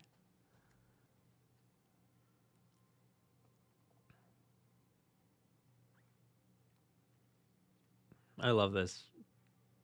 I love seeing Grant with the Dimetrodon. It's just such a classic, like I always say about these movies, they're basically just what we did as kids, or I did as kids with, my cousin and my sister, and what others did like me. We made these scenarios with all these Kenner toys, Hasbro stuff later on, and we created like volcanoes exploding, and we had Dimetrodon, and we were playing that with Alan Grant, and we're doing stuff that we just created, and they made them into movies. And I love that. I love that. These are just toy lines come to life, and I think that's so much fun.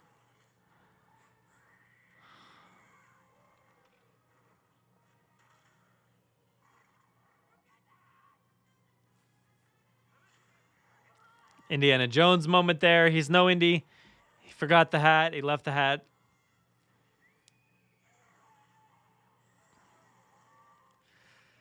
It's crazy to think if Harrison Ford, accepted to be in Jurassic Park, I don't think we would have gotten all these movies. And I don't think he would have, it would have been a completely different trajectory. Sam Neill was perfect for the part. Yeah, it's got to be Miles Davis's birthday. Or whatever. Is that what he says? Something like that?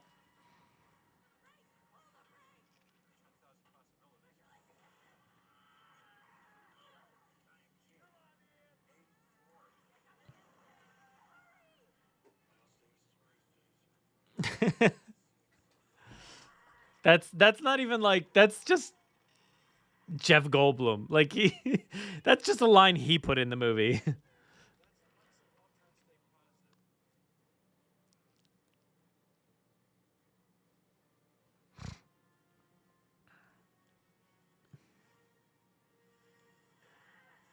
Like they'd be toast without Ramsey.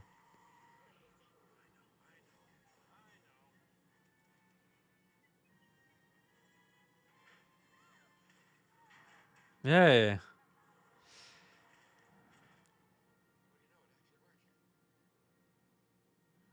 Like that would have been a perfect spot to put in, like, I don't know, Sarah's birthday.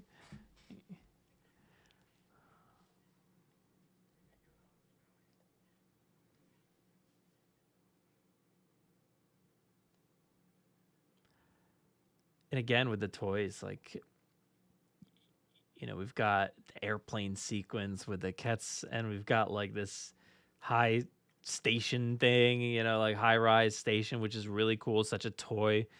And I know we did get a toy basically of this, but it just feels like movies that were made based off of, as if Colin Trevorrow was somebody who sat, in his parents' basement playing with toys like I did in 1993 and beyond.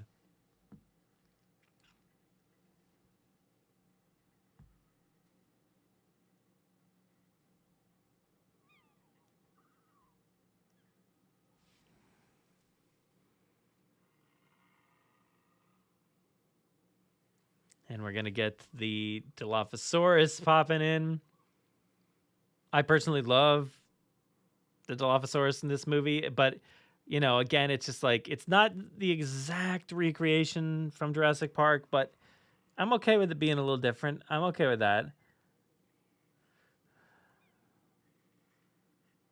But yeah, I can understand how people are like, this movie is just one dinosaur sequence after the next, which is why it's so confusing to me, though, at the same time, because people are constantly complaining about the locusts.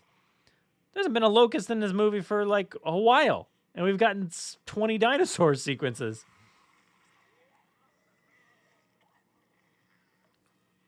Brutal. Just choking it from not spitting at her. That was awesome.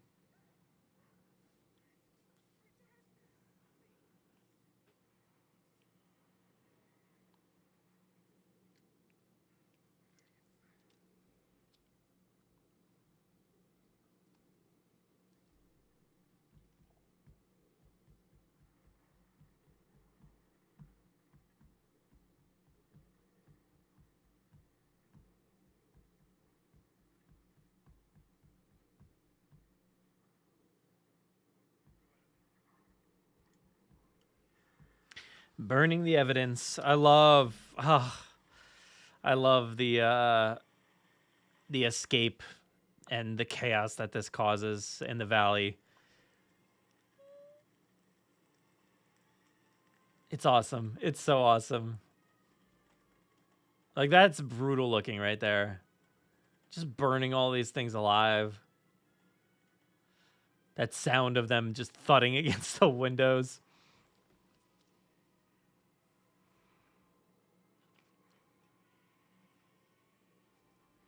Choking the dinosaurs, the dumbest thing. Well, it's not, honestly, it's like very smart from his perspective, because he's like cutting off the glands that spit the venom. So to me, I like it. It's not just, I'm here to choke this dinosaur. That's not what it's about. It's, I'm here to cut off the venom from spitting out, which I think is actually pretty smart. You know, I can imagine like the training guide in Jurassic World being like, if you are ever stuck, you know, in a kitchen with a velociraptor, what would you do? No, but if you're ever like trapped out with a Dilophosaurus and you see it spitting, you know, grab the glands. But also, why would they create dinosaurs with those glands at that point? I have no idea.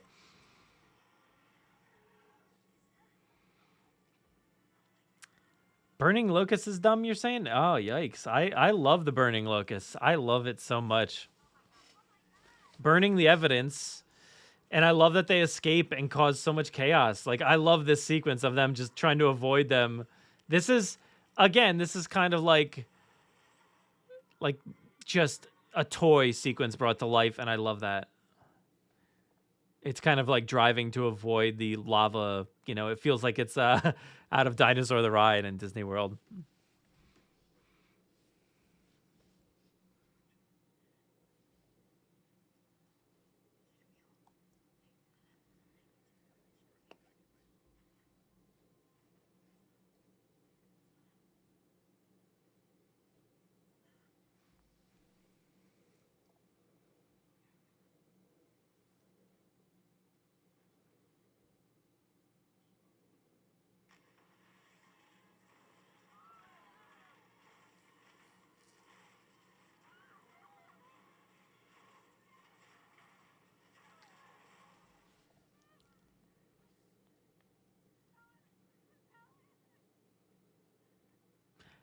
The thing about sense, I don't know what doesn't make sense about any of this. This, it all seems pretty logical, and I think them escaping, they just escaped out of a hatch. Like, it's not that hard to come up with a plausible idea for it. So to me, I'm fine with the locust escaping into the valley. So I have no issue. I take no issue with that, and I love the idea of burning that evidence. He's been doing it. He, you know, a lot of people are saying, oh, I love that sequence, that deleted sequence where he's deleting all of the information. It's exactly the same thing. He's just killing the life forms. You know, he's burning everything that he, you know, has, because he knows people are going to know soon.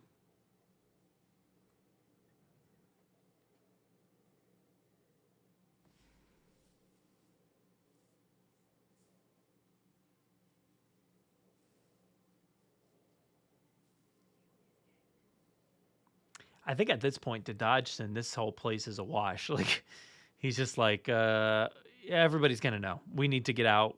Like I need to just go on the run and go hide in a bunker somewhere and never be seen again.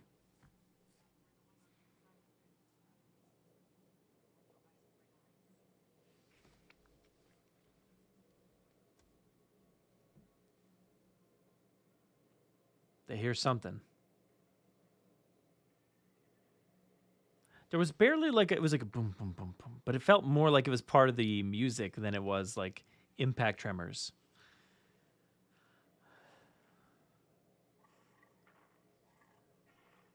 I do really love this sequence. Look at that. That's a beautiful shot right there. You're not getting the full visual fidelity of the Giga. It's just kind of hidden in shadows, and I think that's really cool.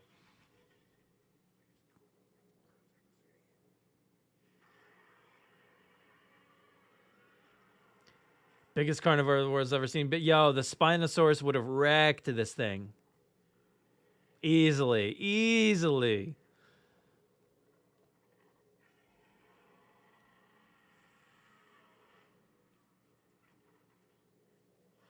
I love it. Look at the animatronic. It's looking good.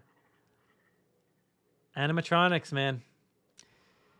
Hope they don't become a thing of the past again.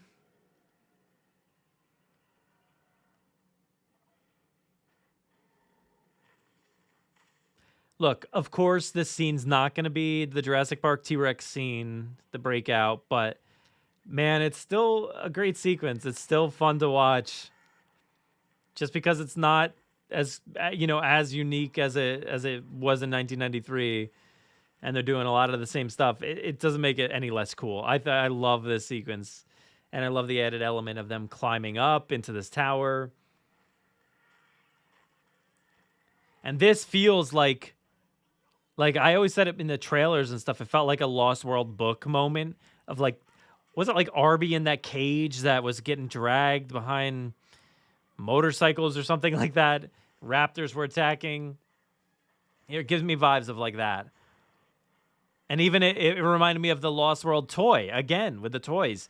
There was the bull T-Rex that came with that dude that with a red shirt that was in that toy escape pod little container thing that would go down the belly of the Rex. And I love Ian again doing this, trying to save the day here. Honestly, for a moment, I thought he could bite the dust. I was like, all right, maybe he could. Maybe this is time. I don't think so fully, but maybe.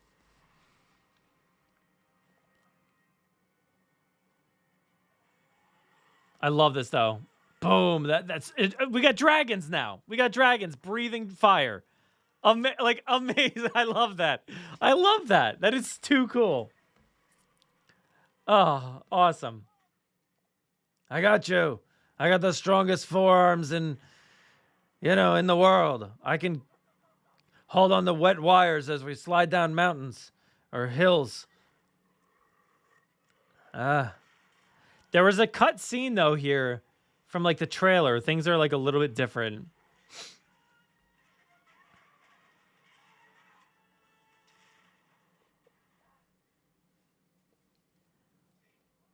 I love that shot with the Giga behind him.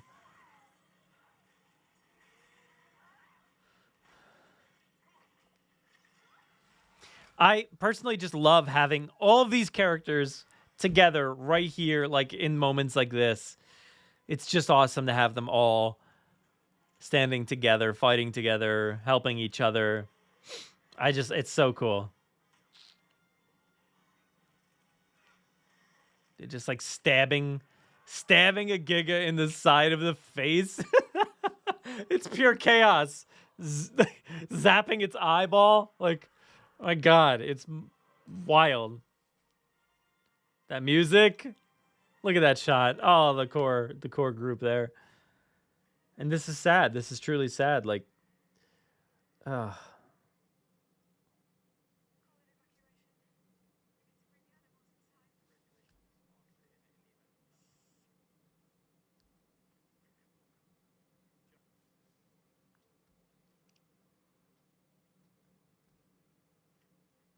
This is weird. A bit weird.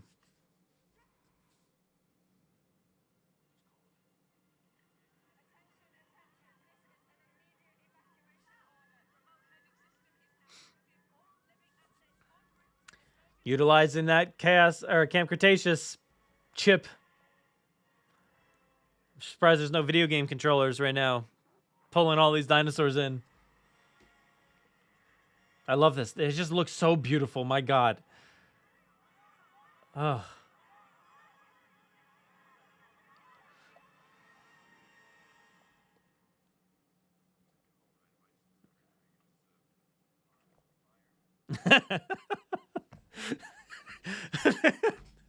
That line's incredible.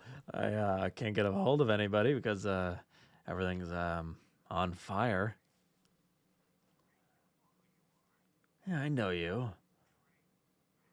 And I hate them.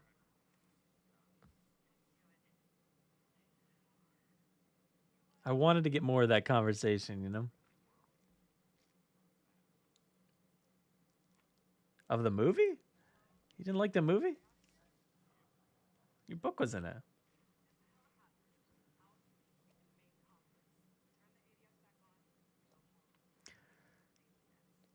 I love this movie so much. I don't understand why people hate it so much. It just doesn't, like, every moment I've loved in this movie.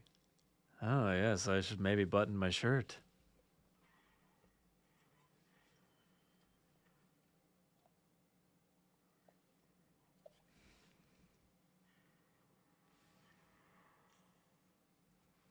I like having the timer on this time. I've never done the timer thing for these live streams, but it works perfectly. It's synced up perfectly on my end with the movie. So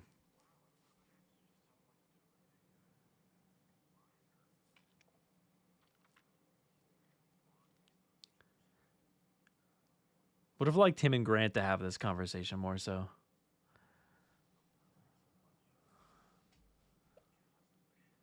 What? Would have been perfect.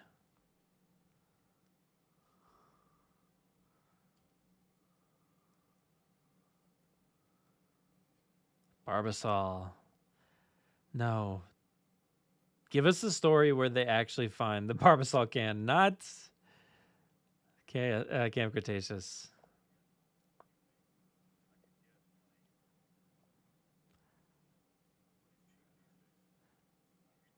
This scene's interesting with the deleted scene that was added back in.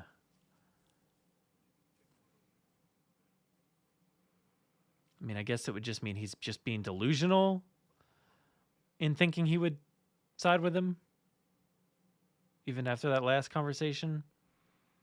It makes sense to cut that last scene, though, I think. But I do like it. Yeah, see,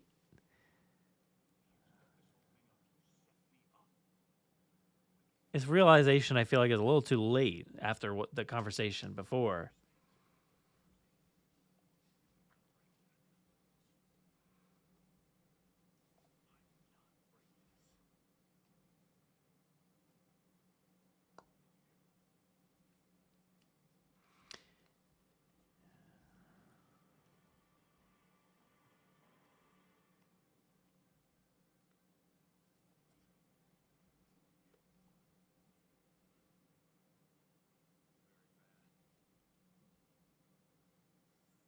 Very Star Wars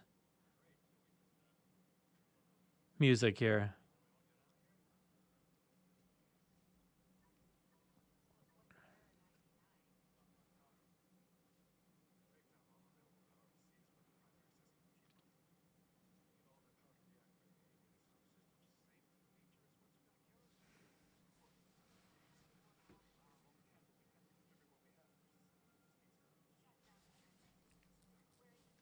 Very Jurassic Park-esque moment here. We got to go shut down the systems.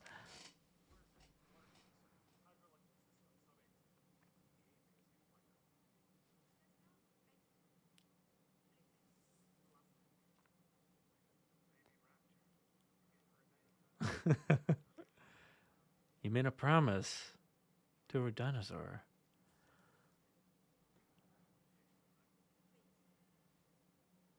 The basketball hoop back there.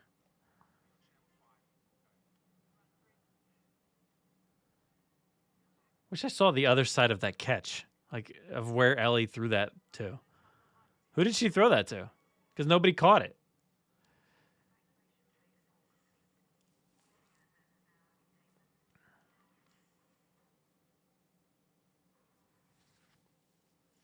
Did they restart that other pod?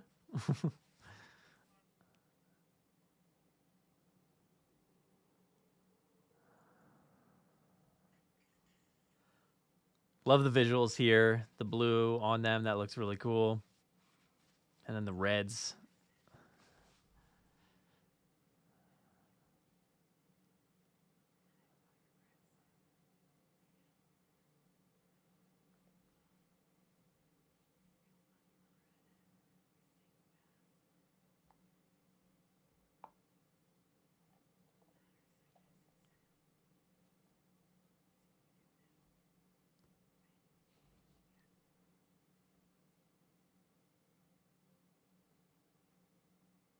Ew, ew, I can hear him. Ugh, I can hear the bugs, and it's horrible in my headphones. Huh! It's creeping me out. It's definitely creeping me out. I don't like bugs. You didn't tell me there'd be bugs.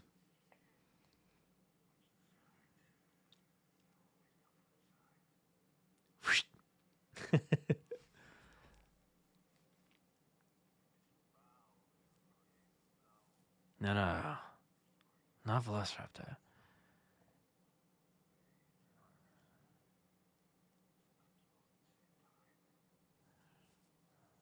Or just dig a claw right into the top of your head.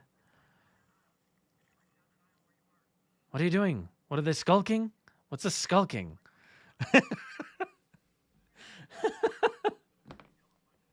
Just Malcolm's amazing. Push to close. Love Malcolm just still truly is terrible at giving directions. She's had enough of this.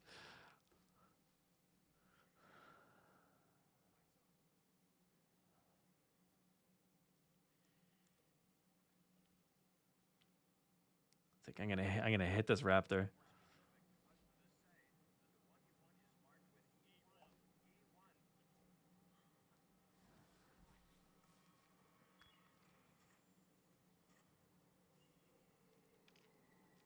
Now we're gonna get some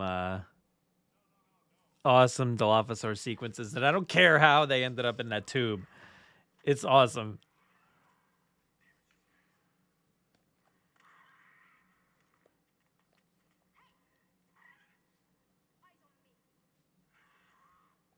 Maisy's taking charge. Raptor's got a new alpha. We gotta triangulate this. I said it at the exact same time as him. That was creepy. We gotta triangulate this.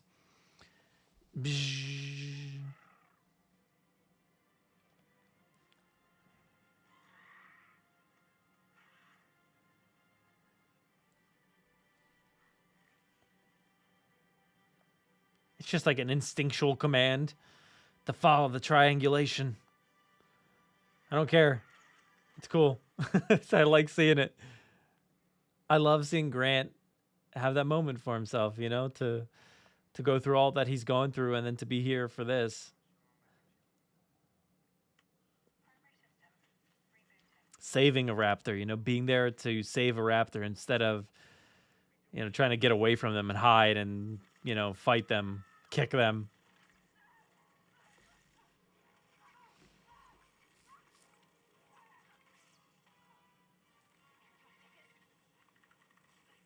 Ugh. Creepy.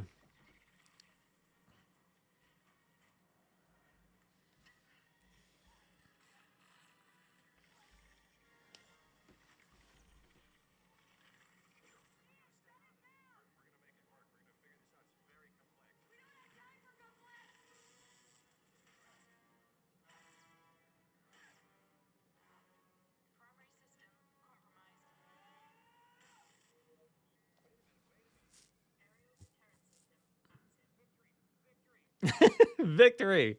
Ah. Oh, I love that. I love, again, with the lighting here in a very different style. You've got these blues just like, and oh, the fog, like the mist, like shooting out there. That's super cool. And in true fashion of the Dilophosaurs, they just end up in places you absolutely do not expect them. Like behind you, in front of you. Like, it's awesome how they kind of sneak their way around, like they did in Jurassic Park with Dennis Nedry.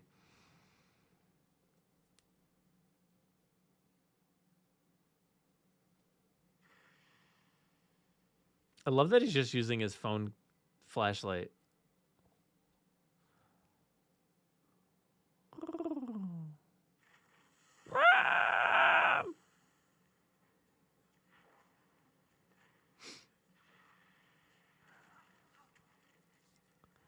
Barbasol can is down. Poetic. What an escape hatch. That's wild. Look at that one. Oh. Not even the one you saw. It's so creepy. I love this horrific. They're blue looking. Oh, it's just so cool. Just getting annihilated.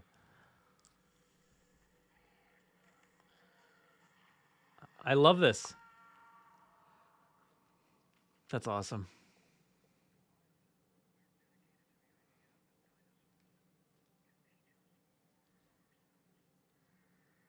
Who's doing that voiceover? Was that Richard Kiley?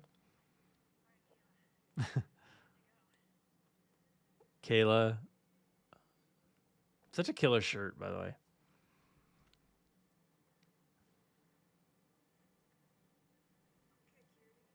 Okay, cutie.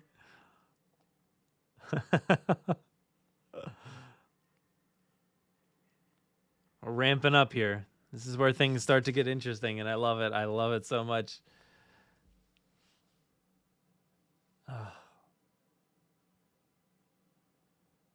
Just the truly defeated. I remember you. Truly defeated Dr. Wu.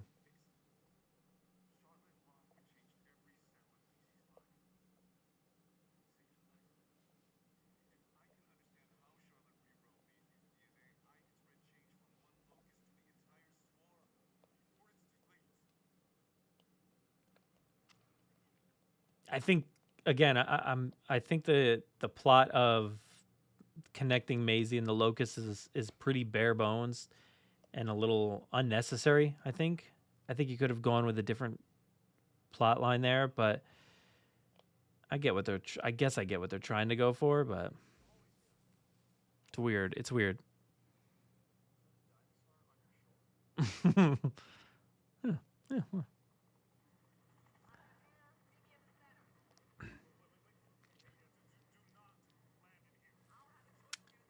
Yeah, Wu, Dr. Wu is such a different person right now, and it's so interesting to watch. It's pretty wild that like the best place to bring them all the dinosaurs would just be this spot, and there's only one or two dinosaurs in here. Like, it's kind of weird that they're not all. We just saw them all flocking this way. Where are they going? I think there's a few back there, but like, it's pretty vacant and an odd spot to herd all the dinosaurs to. It's not like a safer place.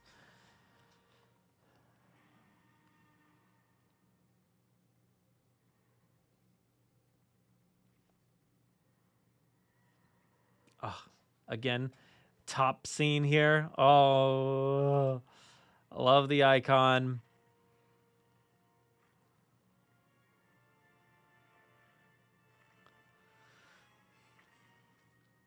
Look at the reflection of Kayla there with the T-Rex. Oh, it's so good. Giga, the music. Doom, doom. Look at the graphics in this. They're just incredible. Oh, the CG is so good.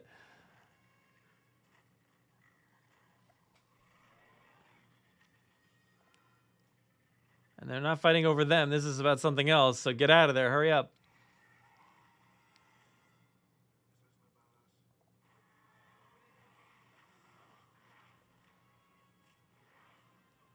And I kind of love that this fight is not about them, that this fight is about territory and all that. And they're just fighting each other because that's what animals do. It's not some like human, entertained battle. It just so happens that they collided again after a little bit. And humans are just trying to get away from it. Dr. Wu almost got taken out, dude.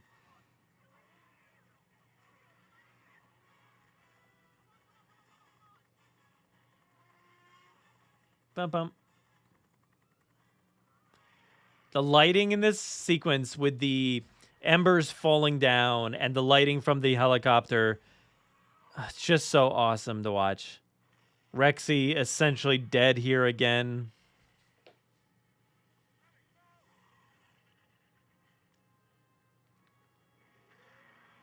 Awesome shot of them. The last like trio shot there.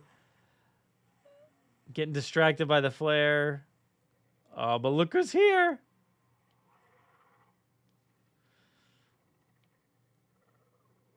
It's a blind baddie.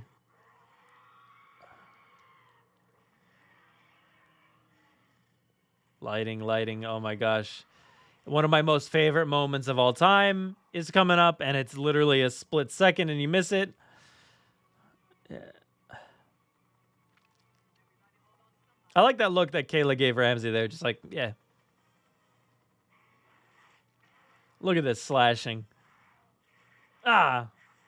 Come on, Rexy. Reboot. Here comes the strike.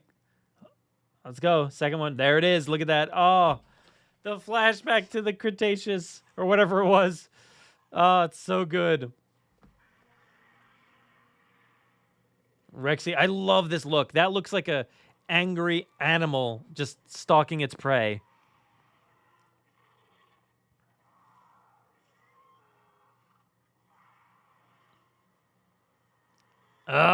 Smash. Undeserved death, but man, is it satisfying. And this is such a payoff. One of the coolest looking moments in all of Jurassic. Just unreal. Why is that not painted as art? Somebody please do that for me. I need that in like incredible art up on a wall. Huge. Please. Man, barely can breathe in that whole last sequence.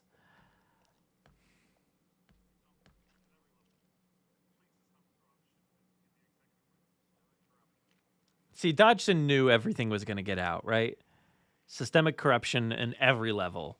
And he knew, I have to go hide. I have to burn all the evidence. Get out of here. I don't care what happens with this place. If the place burns down or what, doesn't matter. I'm done. He's not CEO Dodgson anymore. Well, now he's dead, but at the time, you know what I mean.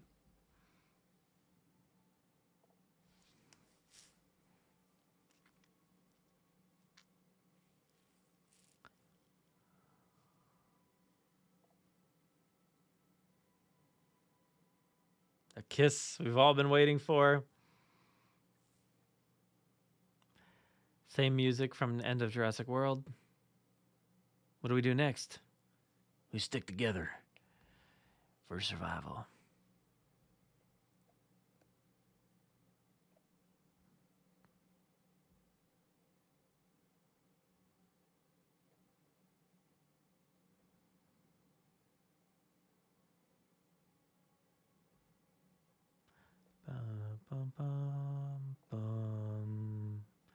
I love this music so much. So emotional.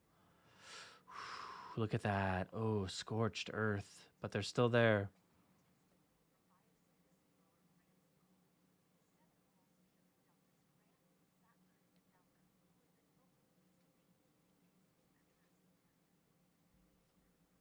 I love Grant's look. Nice suit jacket or whatever that jacket is. Looks good. Look at this. I love this. Moros just chilling there. It's a different world.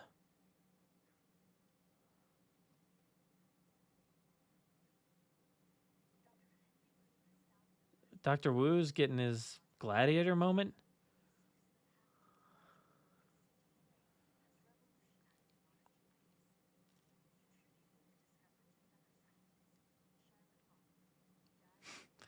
That's what I just joked about, that he would never do that, but yet he does now, after all of this. He finally learned his lesson to not, be so egotistical.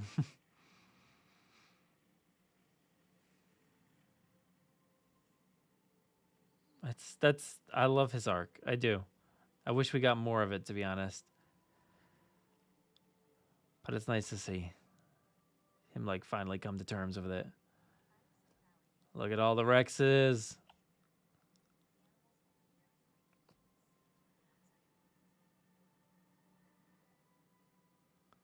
Signing that lease. Get the new car. What's in the backpack?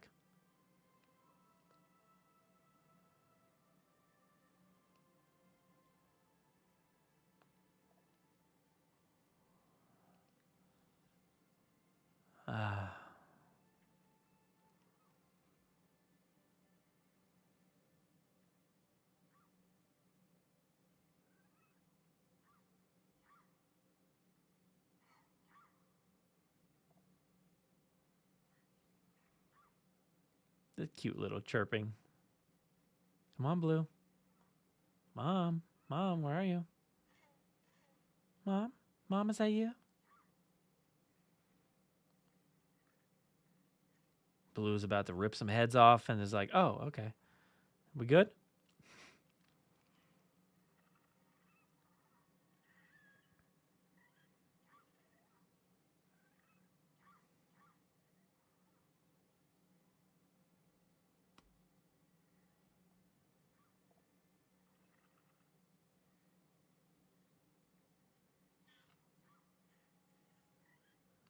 Making me sad. This is all making me so sad.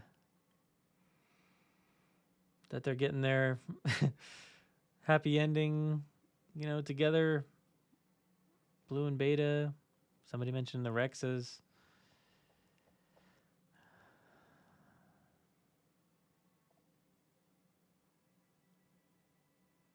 At this point, we don't ever need to see Blue or Beta.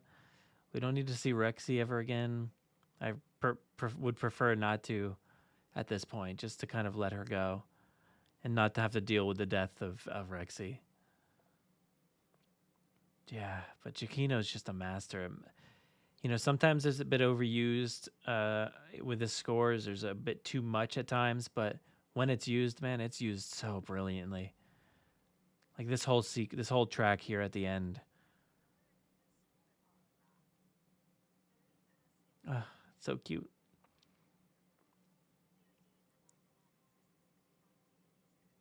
I love this Maisy Charlotte and outro here.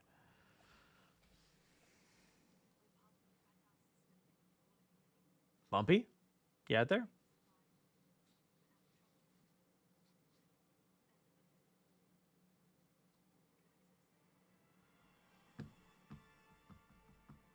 That music.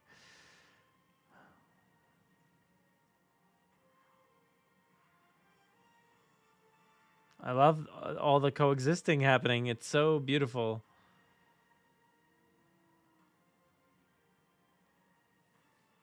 Hey, it looks like they're back on Sorna. What's this? I imagine the Mosasaurus probably chomped those whales shortly after this. This shot, man, of the Sahara, whatever. Oh my God.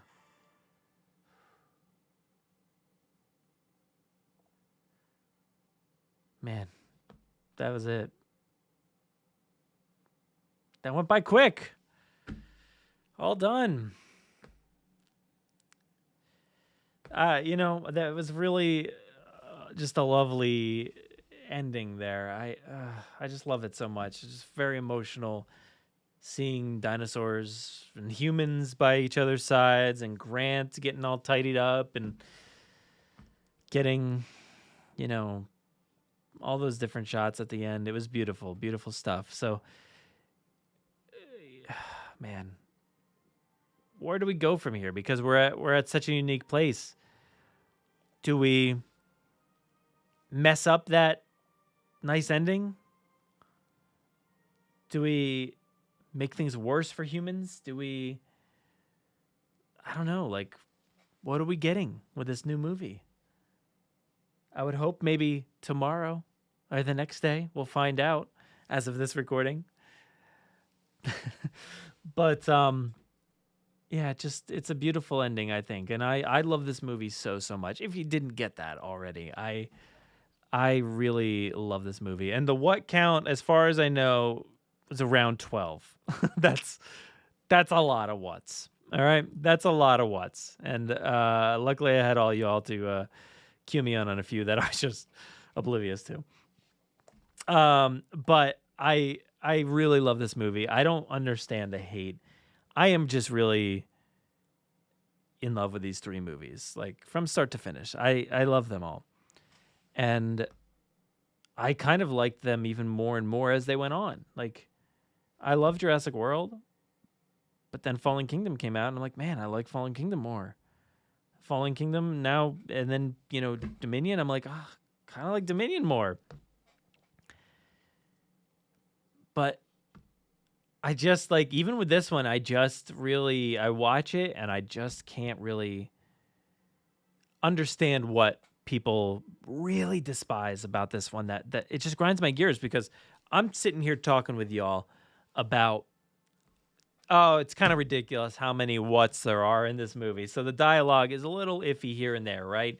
And I'm also in the middle of this movie saying, I'm a bit confused. I don't really think this whole plot with the hexapod allies and the Maisy tying it into the Locust, I don't really feel like that fully checks out.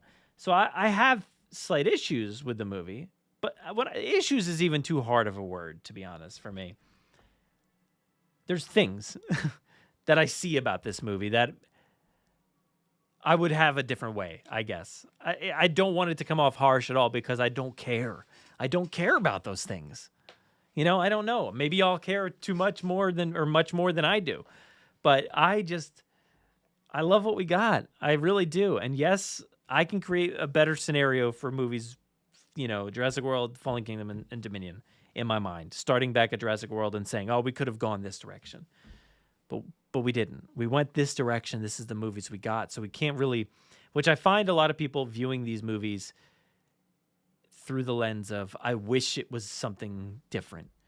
You can't do that, though. Like, that's not accurate movie criticism. Movie criticism is about the movie itself. And I don't think we should, like, one thing I find a lot of people say about movies in general these days is just, it's bad. It's terrible. That movie's horrible. Just bad. Just a very strong, absolute statement. But to me, it's not. To some of you, it's not. To a lot of people, things are not bad. So, like, I wish criticism would be more so personalized in a way of, I don't think it was good, which I'm okay with. If you don't think it's good, that's fine. I do. Others do. Others don't. That's cool. We can all have differences of opinions. So I wish kind of like mini reviews and tweets and whatever were a little bit more personalized in the way that we view things. So to me, this movie is fantastic. It's so much fun. It's funny. It's got some awesome, intense sequences. Great additions with dinosaurs like the Therizinosaurus. The Pyroraptor sequence is really cool. I think, there were spoilers for my top 5 episode of the Jurassic World trilogy, but there's 3 scenes in this movie alone that are in my top 5 of the Jurassic World trilogy. So I love this movie so much. It gives me chills. I think that final battle sequence is awesome.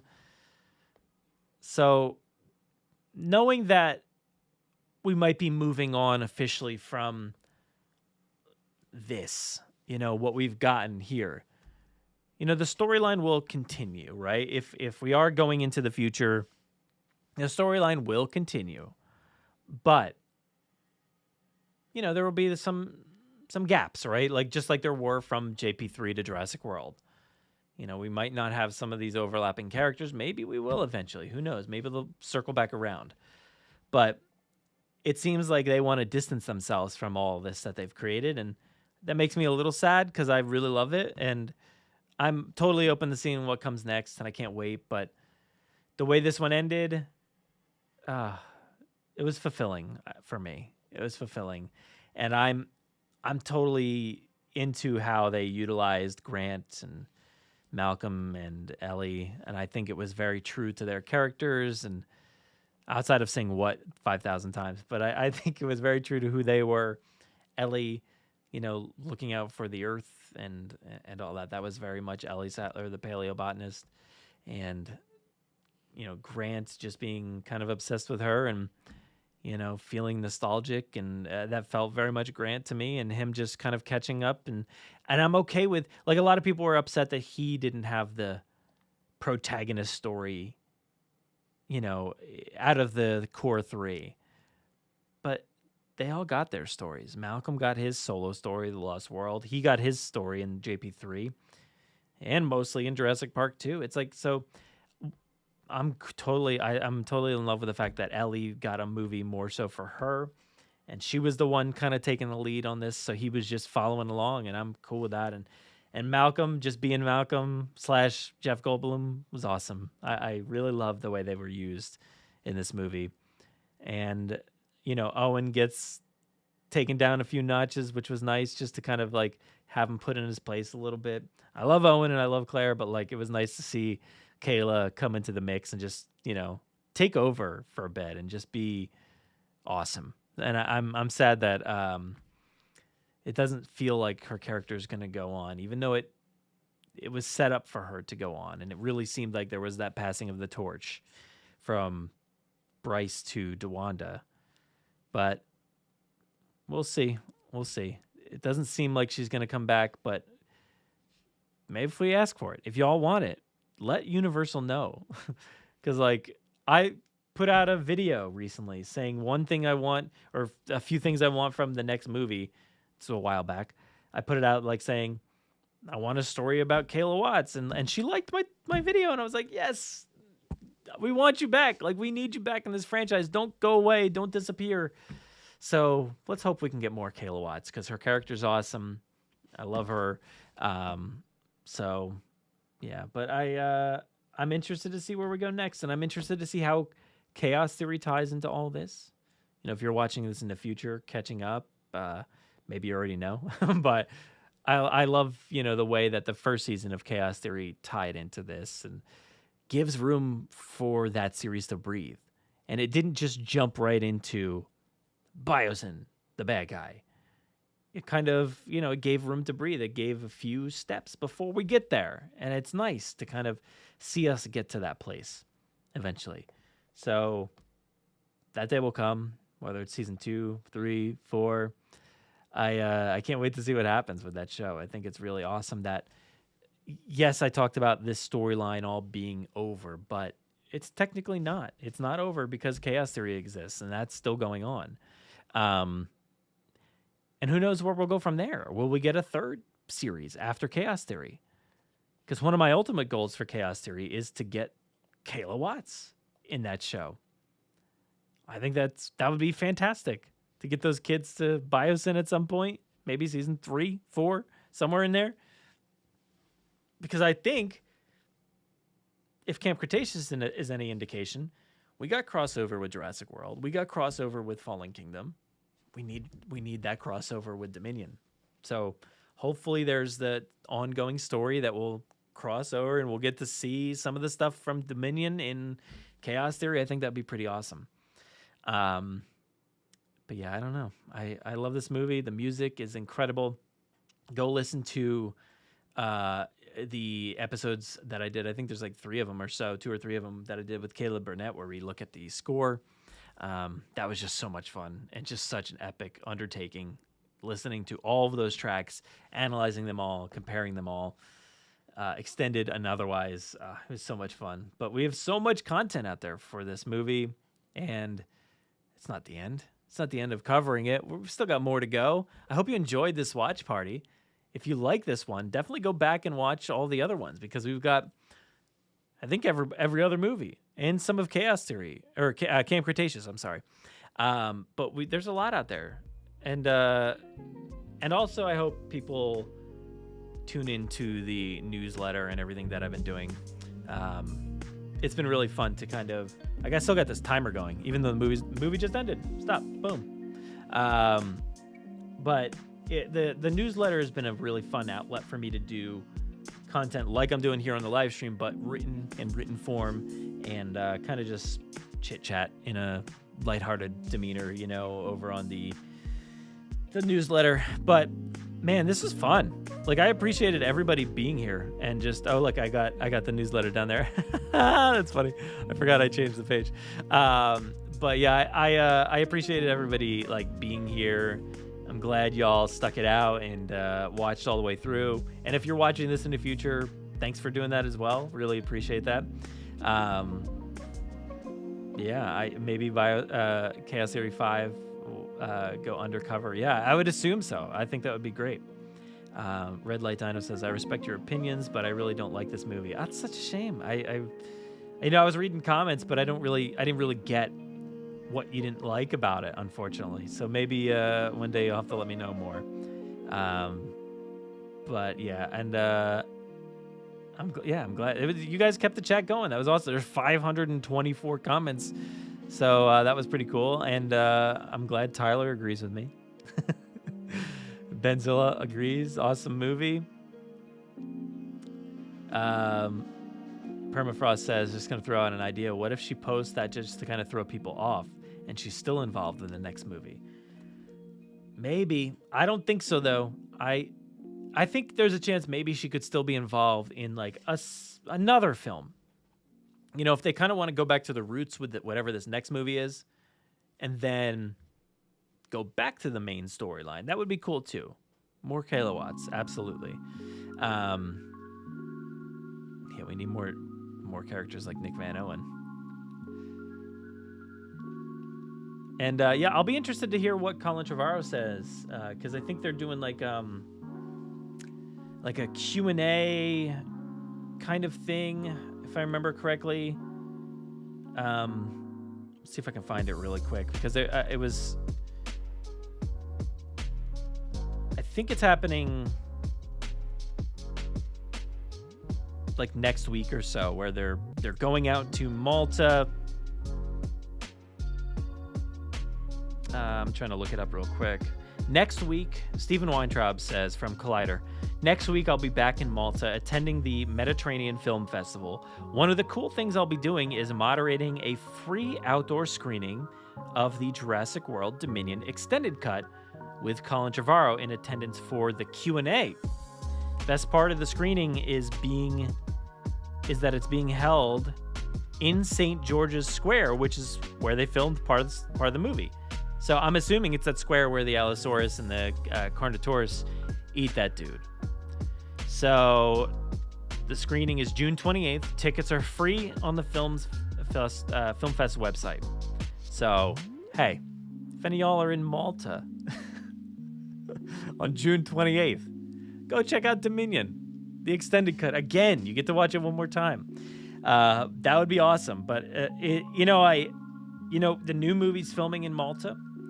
So it's nice to see that this place is getting more exposure and stuff. And it seems like it's not going to be Malta setting this time around, but more so like maybe some water tanks and things like that being used. But I'm excited to see what comes out of that screening, and to hear what Colin Trevorrow might have to say about this movie, and Steven Weintraub is really good at asking those questions. I was actually at a live showing of Dominion, actually, with Steven Weintraub and Bryce and Jeff Goldblum and DeWanda Wise and who else? Colin. I think Colin was there. Maybe Colin was there. I don't know. But it was nice to be there and to hear them talk about that movie. And he's good at asking these questions and stuff. So I'm interested to hear what kind of questions he's going to ask. Is he going to ask about the future? And is Colin going to say anything? You know, because everybody's been asking Chris Pratt and what he's thinking about the future of the next movie. And also Bryce. She's been answering a lot of questions about the next movie as well. So hopefully DeWanda's out there throwing people off the scent. But, man, it's kind of sad for me to think that she might not be involved in any future films after seeing Bryce pass the torch to her quite literally in a video on Instagram. But yeah. Will there be a watch party for Chaos Theory? I don't know. Maybe at some point. But I appreciate everybody being here. And yeah, I can't wait to find out what happens with the watch party that's going on next week. But this has been fun. I'm so glad everybody tuned in. We've got, hopefully I've got an episode for next week. I've been telling everybody, and I got to text them back, but Stephen Ray Morris and I have been planning like an episode based off of news dropping for this next movie. But here we are in the third week. Is that right? The third week of June? Of Jurassic June, and still nothing? I'm hopeful. I'm pretty hopeful. Tomorrow's a good day. Friday's a good day. Next week even, but I want to get it out by next week because I do have some content I could drop otherwise, but I think it would be nice to have some Jurassic news before we get out of this month, knowing that the production's in kind of full force here. So, but yeah, that was fun. Anyway, definitely go to the Substack or just search for it. And I've got links. If you go to JurassicParkPodcast.com, you can find it. Like, for instance, if you go here, you can see join the newsletter up top. Or you can just click this button down here, join the newsletter. It's all over the place. And then even in the articles themselves, I've got the little button here where you can see part of it. It's a newsletter, so you can sign up and it will come into your email mailbox every so often. I'm absolutely not like spamming you or anything like that. So just so far, even just this month, I've only done one. One was June 2nd and the second one was June 19th. Probably won't be another one until July, I'm assuming. So unless something truly major needs to be addressed. But yeah, it's a place where I can vent out some thoughts and feelings and also, promote the things that are going on the podcast itself, like this right here, this watch party, and other things. And also, other podcasts and things that I do. Like I was on the Forcecast and Grim Grinning Hosts. This was my other show. So please go check out those. Subscribe, and definitely check out the episode with Larry Selman, artist who worked on the Kenner box art back in 1993. Some truly incredible art that, we were glad to at least talk about and showcase and, keep everybody in the loop that it still exists. It's still out there being held on a website, and you got to go check it out. But it was a great interview, and it was really nice to talk with Larry and Yaroslav. So definitely go check out that episode. And also check out Tales from a Jurassic World, which is you can watch it actually on Tales from a Jurassic World's YouTube channel every Friday. They're going to be a little bit ahead of us because Tom airs it officially, for the first run on his YouTube. And second run comes on our podcast where you get to listen to it on the podcast feed. So episode 2 is out now. Episode 3 on the podcast feed will be next week, but you can listen to that early on Friday via YouTube. So thank you for checking out all these links and things that I showcase all the time. I am on Threads. You can find me on Threads. You can find me on Letterboxd, where I write movie reviews and things like that. So go check out Letterboxd. I'll be adding this one Jurassic World Dominion in just a little bit, and I'll make sure to give a shout out to the live stream crew. But yeah, if you want to see not your names or anything, but I'm gonna, I'll give you a little shout out that we all watch this together. But yeah, thank you so much for watching this. This has been a long one, 3 hours of streaming, and I never ate dinner, and I'm hungry, and it's now 11 o'clock. But I appreciate you all sticking around. Thank you so much for watching. Be safe out there, be kind, and as always, enjoy.